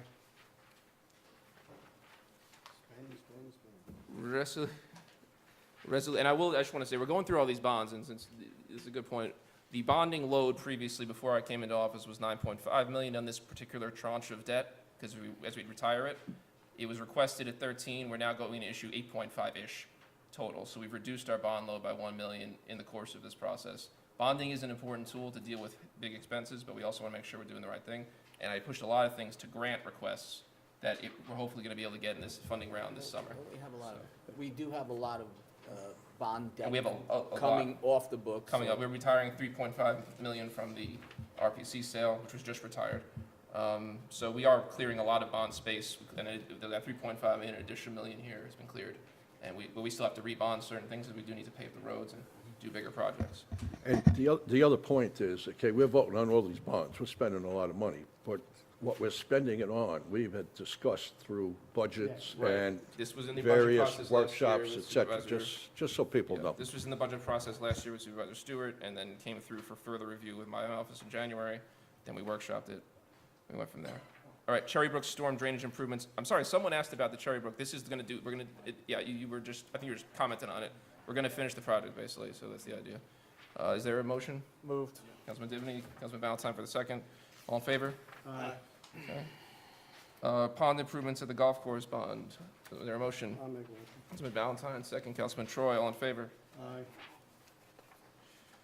All right, acquisition of heavy equipment, 1.8 million for highway. Is there a motion? Councilman Divney, second. Councilman Batari, all in favor? Aye. Okay. That's about it. Then, all right, we're up to the SECRA for upgrades to our wastewater treatment plant. This is, which one? This is related to the SCADA equipment. This is the telemetry, right? Or is chlorine? Which one is this? Chris, these are required for the grant application. Oh, right, okay. So we're seeking grants for certain items that were denied in the last round of grants that we also bonded for, because we could always repay it.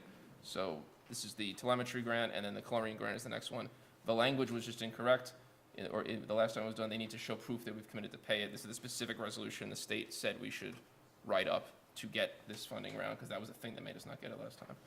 So is there a motion for the SCADA equipment upgrade at the town water treatment plant? Councilman Valentine, second. Councilman Troy, all in favor? All right, and then this is the telemetry. Is there a motion? Councilman Divney, second. Councilman Batari, all in favor? And then the chlorination, same thing. I'll move that one, a second by Councilman Troy, all in favor? Okay. And then we're seeking, so this is the seeking a grant for now the chlorine limit. Is there a motion? Councilman Valentine, second. Councilman Troy, all in favor? Okay. And approved candle, is there a motion for that one? Councilman Troy, second from Councilman Divney, all in favor? Okay. Moving on, we're approving sewer certificate registrations. Number 23, is there a motion for that one? Councilman Valentine, second from Councilman Troy, won that one. All in favor? Then Highway Police for assisting in certain events. We approve the Tappan Zee 7th Annual 5K Dutchman Run. Councilman Divney, second from Councilman Batari, all in favor? Then the 5K Nun Run, is there a motion? Councilman Valentine, second. Councilman Troy, are you running it too, or? No, okay. There's just Valentine, I don't think I'm running it either. So, you did all in favor, we got that at 5-0, all right, great. Resolution for highway, curb and sidewalk construction. Is there a motion to award this to the bid option one, lowest qualified bidder? Councilman Valentine. Councilman Troy for the second, all in favor? And then the industrial contract thing, this is pretty much unchanged as I understand. Motion? Councilman Batari? That's for the service uniform contract? Service uniform contract, yeah. All right, second. Councilman Divney with the second, all in favor? All right. Highway, Superintendent of Highways, we're declaring some equipment surplus. Is there a motion? Moved. Councilman Divney, second by Councilman Valentine, all in favor? And then approve the lump sum municipal snow and ice agreement extension. Is there a motion? Councilman Troy, second. Councilman Batari, all in favor? All right, then we're going to be authorizing the Vietnam Veterans of America to make improvements to Veterans Memorial Park at their own cost. Is there a motion? Councilman Valentine, second from Councilman Divney, all in favor? Right, and then Spot Tech Construction crack repairs on different tracks and such around the town. Yep. Councilman Divney, second from Councilman Batari, all in favor? Right, and then we're accepting a donation of a memorial bench along the JB Trail. Is there a motion? Moved. Moved by Divney, second by Valentine, all in favor? And then personnel, we're going to be moving to accept with regret the resignation or retirement of Samuel Monnier in the Highway Department. Is there a motion? Moved. Councilman Divney, second. Councilman Troy, all in favor? Best of luck on your retirement. And then memorial resolution. So this is the new business. We have a memorializing resolution. Other towns have passed this and are passing it. Essentially, the state is trying to take over. We talked about this during the workshop last week. They're trying to take over the assessments of certain types of property that will then essentially, they're claiming they're going to raise it the same way we always have. But as soon as they get control of it, they're going to make themselves pay less taxes. Let's be realistic. So we'd rather maintain the assessment where it belongs with our local assessor. So this resolution basically says what we think about it, and that we're going to send it on to our state reps and ask them to stop this proposal in the current budget to make sure that we retain our local assessment power. Is there a motion for that one? Councilman Troy. Second. Councilman Valentine. All in favor? And then a similar one, these are pilots for a different type of property, essentially. Same type of thing, though. I'll move this one. Is there a second from Divney? All in favor? Okay. And this is the River Estuary Grant Sparkhill Creek that was referenced. We've got a great potential to deal with this with literally like no cost to the town. It's all going to be done with our in-house labor. It's time sensitive, which is why it's kind of just appearing, because we have a deadline of, what is it, a few days from now, right, to get this in. We didn't get word on it until very recently. So we don't have many matching dollars required. we're going to be able to submit the grant proposal where the cost that we affiliate within it will be using our cost of our own internal labor, even just regular time labor, not just overtime labor. So when we send a highway crew to go fix a berm, that'll count towards our 110 contribution. We came close to making this bid apparently last year, and we are trying another shot at it. And again, there's no cost to the town because we'll be able to do it within our own internal situation. Anyone have any questions about it before we? Nope. Okay, great. So I'll move that one. Is there a second? Councilman Valentine, all in favor? Aye. Okay, thank you. Okay, additional service module of Pacific Plus.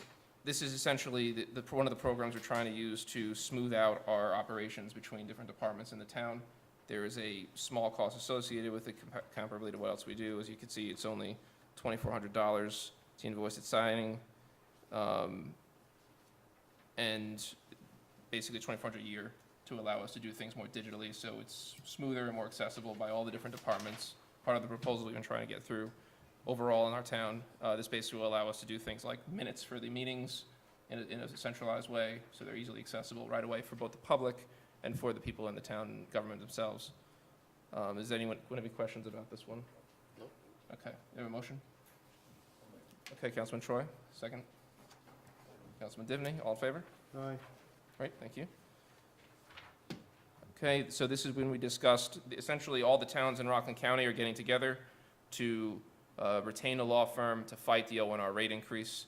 We're sharing the cost of it to reduce the burden, and they're gonna go before the Public Service Commission and actively fight and say that we shouldn't get our rates higher. They seem to have a good plan. Hopefully it works, but our cost will not exceed $7,500 per this resolution. We've done it before. Oh, we've done it before. Let's do it again. All right, Councilman Divney, second. Second. Councilman Valentine, all in favor? Aye. All right. We're going to set a public hearing for April 24th at 8:15 regarding Sammy Construction, who presented to us in the last workshop meeting, the rezone. Yep. All right. We'll set the public hearing. All right, I move this. Councilman Divney, second. I'll second. Councilman Valentine, all in favor? Aye. And that'll begin April 24th at 8:15 for Hickory Hill. Then resolution to approve Girl Scout Silver Award Project, who they presented to us last week as well. To do a mini library. Mini library, Veterans Memorial Park, which is a great project. Yeah, I'll move that. Moved by Councilman Divney, second by Councilman Troy, all in favor? Aye. All right, and then an Eagle Scout project, who is going to be doing improvements to the Veterans Memorial at Spark Hill Memorial Park. I'll move that one. Is there a second? Councilman Valentine, all in favor? Aye. Then the next one, 42, is what I mentioned, me and Councilman Divney were talking about. We have to increase, the resolution was passed in December, number 606 of 2017. It set the number to a certain number. It's going to cost about 6,000, 7,000 more because there's more openings to test. Yep. So is there a motion? I'll move it. Divney, second. Datari, all in favor? Aye. All right. Then we're gonna, let's see, we talked about this with John, about waiving the performance security for a longtime vendor, Yeah, he's been in the town for. local business He's guy. a good guy. Yeah, we don't need that from him, because we know where to find him, so. Is there a motion? Moved. Councilman Divney, second from Councilman Batari, all in favor? Aye. Okay, and we're moving to appoint Vincent Caliendo to the Blauville Fire Department as a position of firefighter. Moved. Councilman Divney, second by Councilman Valentine, all in favor? Aye. Amend resolution from workshop to appoint Roger Pellegrini to member of Board Assessment Review for 5-year term. There was a typo, it said 3, it should have been 5. So is there a motion, Councilman Troy, second Councilman Batari, all in favor? Aye. Here's the good part. Okay, so I'm gonna hit a pause here. We have, to my right, the audience is left, our longtime town attorney, John Edwards. It is last town board meeting, unless he decides to come back in the audience, which I'm sure he will on a weekly basis. John brought his guitar, he's gonna sing us a Right. song. So, we're gonna be definitely, it's gonna hurt the town to lose a town attorney like John. I came in recently, I didn't know what to expect. Dennis basically said, "You're gonna like John." And I said, "I don't know, looking at him from the audience, I'm not sure how I feel." And then working with him since January 3rd, it's been incredible. He's been very helpful with everything I've done, and he's literally working today on stuff, and he's leaving tomorrow. So I don't think he's cleaned his office out yet.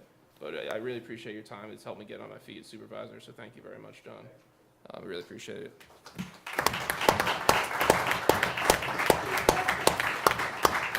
I'm gonna let the board add any comments they want regarding John before we move on to his soon-to-be replacement. Chris, it's John's birthday. It was John's birthday last week, and happy belated birthday, John. I don't know. John, you're here. John, you're here 14 years? 14? 14 years ago, we changed the makeup of the town board. I'm the one person left over from the town board at that time. And we brought in John, and I happen to know John through the years before that. I knew him through coaching his son through the years and just knowing how active he was in our community. And I had heard great things about him as an attorney. And the fact that he was in a different party was not a problem for me. And it's a thing where we've done great things here in the town over the last 14 years with John here. And I don't know how many people understand how hard it is what he does, even all our attorneys. But John would always put himself online. And again, he would say at times, say, Dennis, you're dead wrong in this. Do not go in that direction. And you need people like that to keep you within boundaries. And he's been a terrific attorney. And one of the other things he did was one year the supervisor at the time was trying to change some of the members of the town attorney's office. And John stood up for them, said, if they go, he goes. And that was a political thing where that was his own party. And John stood up for the people working for him. And as a matter of fact, I remember last year, John fighting with one of our members of our town board. And he was fighting the member of the town board for the same reason. He was sticking up for somebody that worked for him.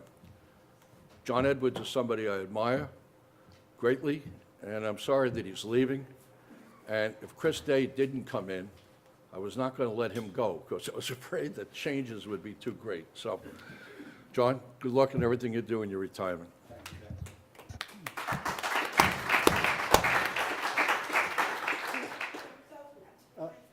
Compared to Dennis, I've only been here a very short time, going on 6 years. But throughout those 6 years, any questions I had or any information I needed, John was right there to help me and occasionally set me straight, which I needed. So I appreciate it, John, and thank you for all you've done for the town because you have been a great asset to the town. John, I agree with Dennis. I hate to see you go. We didn't always see eye to eye, but I always knew that you had the background and the knowledge and the legal acumen to give us the best opinion according to, your research. And you always did the hard work. You're always diligent. We didn't always see eye to eye, but I'm going to miss you. And good luck.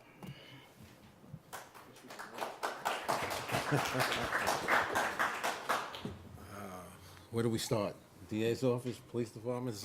I've known John a long time. I'm not even going to talk about him as a lawyer because I think he's an excellent lawyer, and if I ever needed one, he'd be the one. Rob, you're right there. But as a friend, I think he's well above and beyond. Questions anytime, any day, and I stand by his opinion. So thank you for everything. Thanks for the friendship, and enjoy.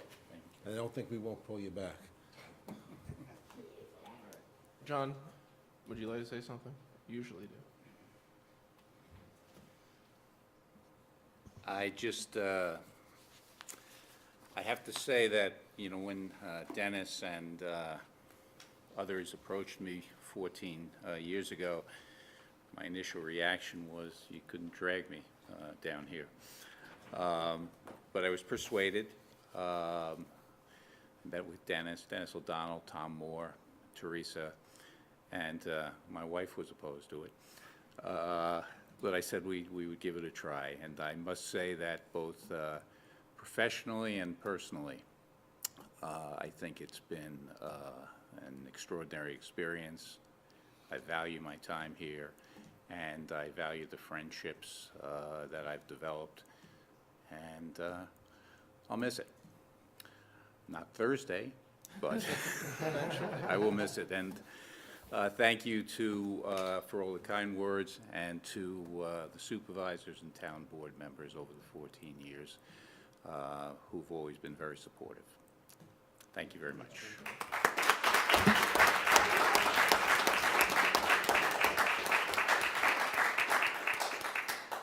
On that note, we have an appointment of John's successor, Robert Magrino, who's currently a deputy town attorney for us. Having worked with him for the last 2.5 months now, incredibly dedicated, incredibly talented. There was no reason to look outside of the office for the full-time town attorney here in Orangetown when we had him here. We're just glad he decided to join as a full-time town attorney and up from the part-time role. Recently, as in within the last few hours, we were able to change it. 3 hours. That would have been less fun. But no, so we got Rob Magrino here. Until his wife tells him Right. not to do it. I don't know if he's cleared 100% the full time. Are you sure you're good on this? Okay. Yeah. Beg forgiveness instead of asking permission, Mary's right? finding out on YouTube right Okay. now. Yeah, it's live on YouTube. Be careful. Okay. So I move that we appoint Rob Magrino as our town attorney with the according salary and effective date in the resolution. All in favor? Second, Councilman Valentine. All in favor? Aye. All right, great. Welcome aboard.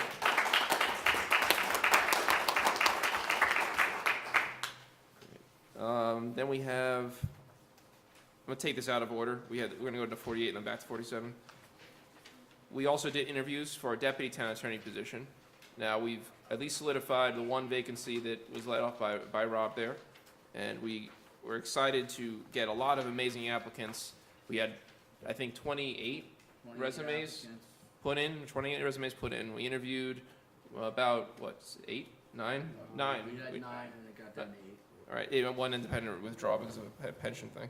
But ended up being 8 interviews, which is great, and they're all very qualified, impressive, and we appreciate their willingness to serve. After going through that, Barbara Gianta, who has previously worked for the town as a deputy town attorney, and brings great prosecutorial experience and courtroom experience to bear, which I think is going to be extremely important in this role. We decided as a board to bring her on board as the deputy. The salary, and this is misstated, it should be $55,000. Yep. And I think that's about it. So is there a motion to appoint Barbara Gianta as deputy town attorney? Councilman Valentine, is there a second? Councilman Troy, all in favor? Aye. Great. Welcome aboard, Barbara. If you want to just stand and get recognized. All right. And you start Monday, right? Is it, or tomorrow? 2 hours from now. We get executive session right after, I think. Okay. And then we'll go back to 47. John actually dropped this off as his final act is, well, did you get that definition section done for that contract? Okay. So second to last act is town attorney. We need to basically approve something related to a film permit on town lands that is worth a substantial sum of money to us. And we're cobbling together and just what we can related to filming right now. And we're going to have a mid-range plan to get a redo and focus of our actual filming process here in Orangetown so we can really maximize the value and minimize impact to residents. We're doing a great job in the PD right now managing it, but we're running into a lot of situations where we have to do these onesies and twosies. We're going to want to manage it all together, so we'll be talking about that going forward, I think. No, I think you do have to do that. Yeah.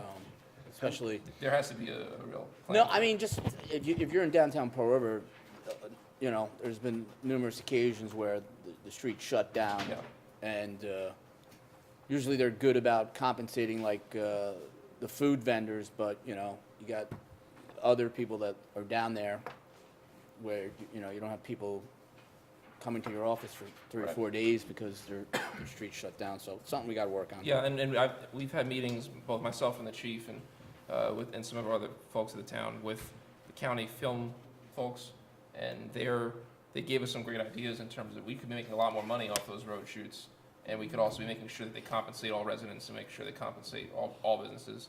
So we'll put something together and we'll workshop it and we'll talk about it as necessary. But right now we need this to get this particular filling permit done. All right, move then. Moved by Councilman Divney, second by.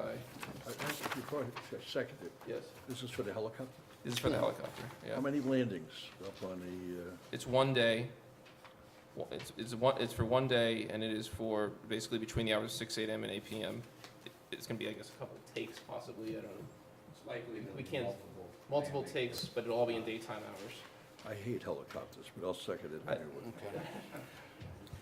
All right, One thing, Chris, I think we gotta make sure that we notify that they have that resident group up there that Yes. Ruth Weber is in charge of.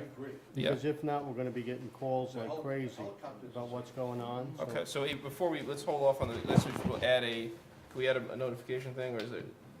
Just notify. No, Or we just just have want us to you, notify? Just have your- notify Just Ruth reach out, Weber's notify. group. No problem. I forget what the If you don't want to acronym put it is in for. there. Yeah, I know what you're talking. Because if you're near to when that's landing, you think your house is coming apart. Well, there is actually around Nike, because we looked at the radiuses of space. compensation, the buffer is larger than anything that anyone requires for compensation. So you would hear it obviously, but It it's means not. if they close dropped to- straight All down. right. Yeah. but- Well, yeah. The resolution says between 6 a.m. and 8 p.m.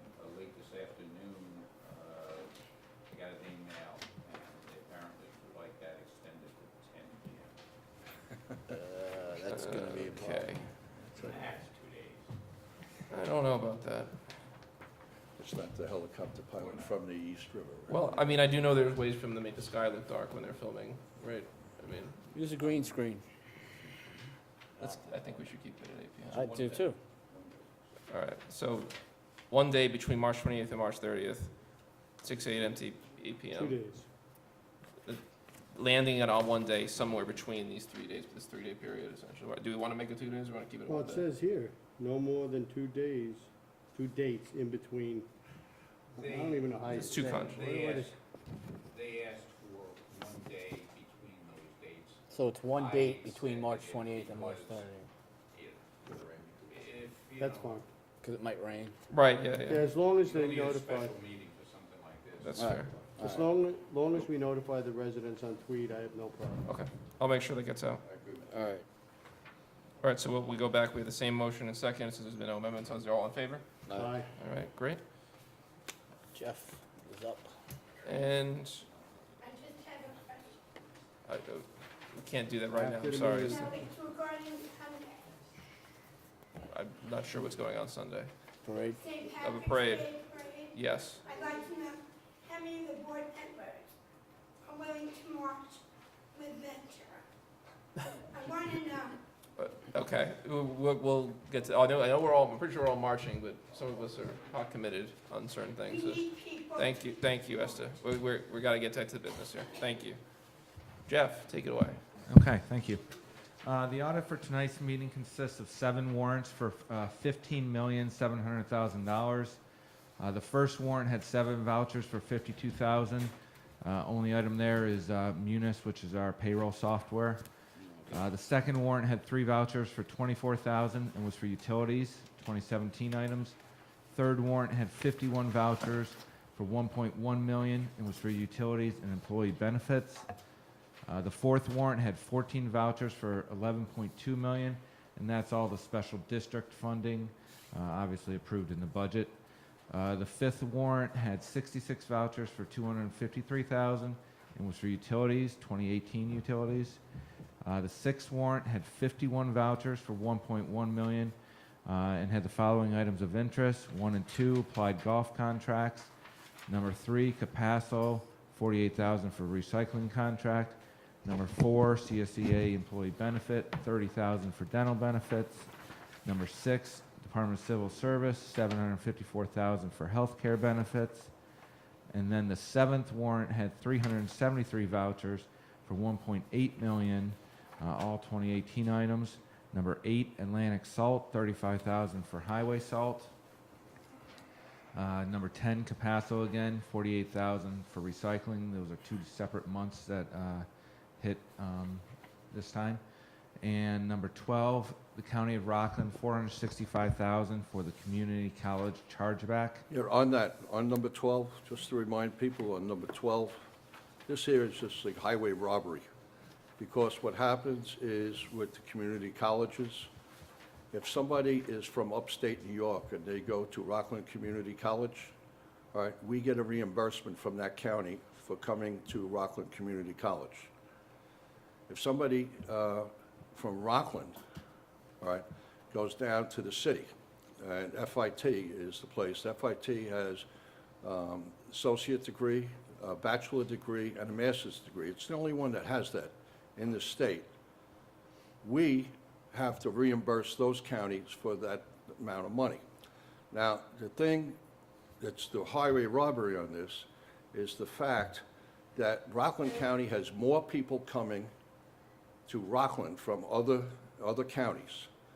And I don't know what the number, I'll make up a number. Say we It's get three- back, We make $300,000 to $400,000 off the other counties. It might- And we maybe still even get more, charged back. And we still get charged back from the county, even though the county's making money off of this. that's the bottom line, because we have more people coming here than we're sending out. The county keeps. But- Does it, now, But this is the a- money, this is the something- money, where the does money, the money go? the money, Goes to the see, that's county. the problem. Does it go to the The RCC money- or the No, county? it goes to Rockland Community College. Right. But the county pays 1/3 of the bill for the budget for the county. Right. So it's a thing, if they lost that money, the county would County have to pay make it more. up. So the point is, It should be a net figure at minimum. there's no way that Shouldn't we be should be getting paying this charged a charge dime. back. And that, The and again, reality- all three of our legislators should be fighting this thing. I agree completely. You know, the issue I have is, from a fairness standpoint, from what's legally required. Jeff and I sat down and we literally pulled up the law and skimmed through it. The county certainly does have the right to pass on, in black and white, the cost. Whether it's right to pass it on, though, and having the right to do it are two different things. And also, if they're gonna pass it on, any savings they're getting in their funding of RCC should be netted out at minimum. But they're not. And that's a problem. And it's balancing the budget of a different level of government on another level of government, which is what Albany happens to do to the county all the time, and everyone complains about. But what you gotta realize is, we're not, every county's getting charged back, and we have about 20% of the population. So they're getting about $2.5 million from the 5 towns in this county in community college Right. chargebacks. It's proportional to population, so ours isn't the most. Clarkstown's got It's a more. money grab. It's a money grab. The problem is that right now, there's nothing legally we can do to stop it. Yeah. You know essentially, what, Other there's- than basically get our legislators to try to change it. The Change it or county change it, yeah. elected officials Yeah. should say, they should vote against it. They voted against it in previous years. No one in this town or any other town thinks this is right. Right. And my hope is that we will be able to move to a position where the cost is gradually pulled back to the county, though, again, they do have the legal right to do what they're doing. They Legal should not schmiegel. be doing it. And the legislators need to fight it, and we need to get back to where it was before, because this is not, it was zero a few years ago, it was half this, last year, Jeff? Let's do a Yes, it was resolution And now to it's the county. 465, we should do it, we'll do a memorializing resolution on it. Dear Ed Day, Yeah. stop it. Thank you. We'll pass that along. Okay, shall I continue on? Go on, Jeff. Okay, the next one, we are paying the county of Rockland $481,000 for the IRG pilot. We got $2.3 million, if my memory is exactly correct, and this is just a pass-through. So we get the whole pilot, and that's their portion of the pilot for IRG. So We deduct a fee from that or something? we did not, but Could you we? know. John, can we? We're passing on, we're handling the money for the county portion of the pilots. Are we allowed to charge a fee for the cost of doing that? I don't think so. All right, it was worth a shot.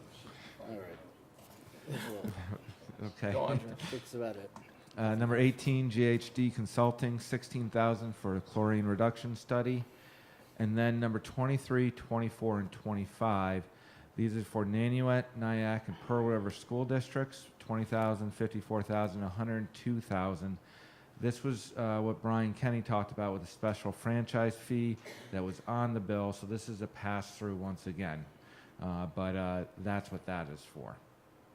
So those are the major items. Are there any questions from the board? Moved on the audit. Motion from Councilman Divney, second from Councilman Troy. All in favor? Aye. Okay. So we are, I think did we want to go back into executive session to continue on the deputy town attorney or not? Yes, no? We can do a quick one. Okay, so I move that we enter executive session to discuss matters related to employment, specific personnel, and move immediately to adjournment in honor and memory of Kevin Pettis of Pearl River, New York. Is there a second? Councilman Valentine, all in favor? Hold on, sorry. March 6th, John Taylor, Pearl River. And John Taylor, Pro River will add to that in memory of. Longtime resident, Okay. Pearl River Little League. Yeah, passed yeah, away. the Kevin president. Pedersen, John Taylor. Oh, he was a good president, very good president. The lights came from John Taylor, you know. Okay. All right. Great. And thank you very much, everyone. Appreciate it. Kevin. Fun, fun, fun.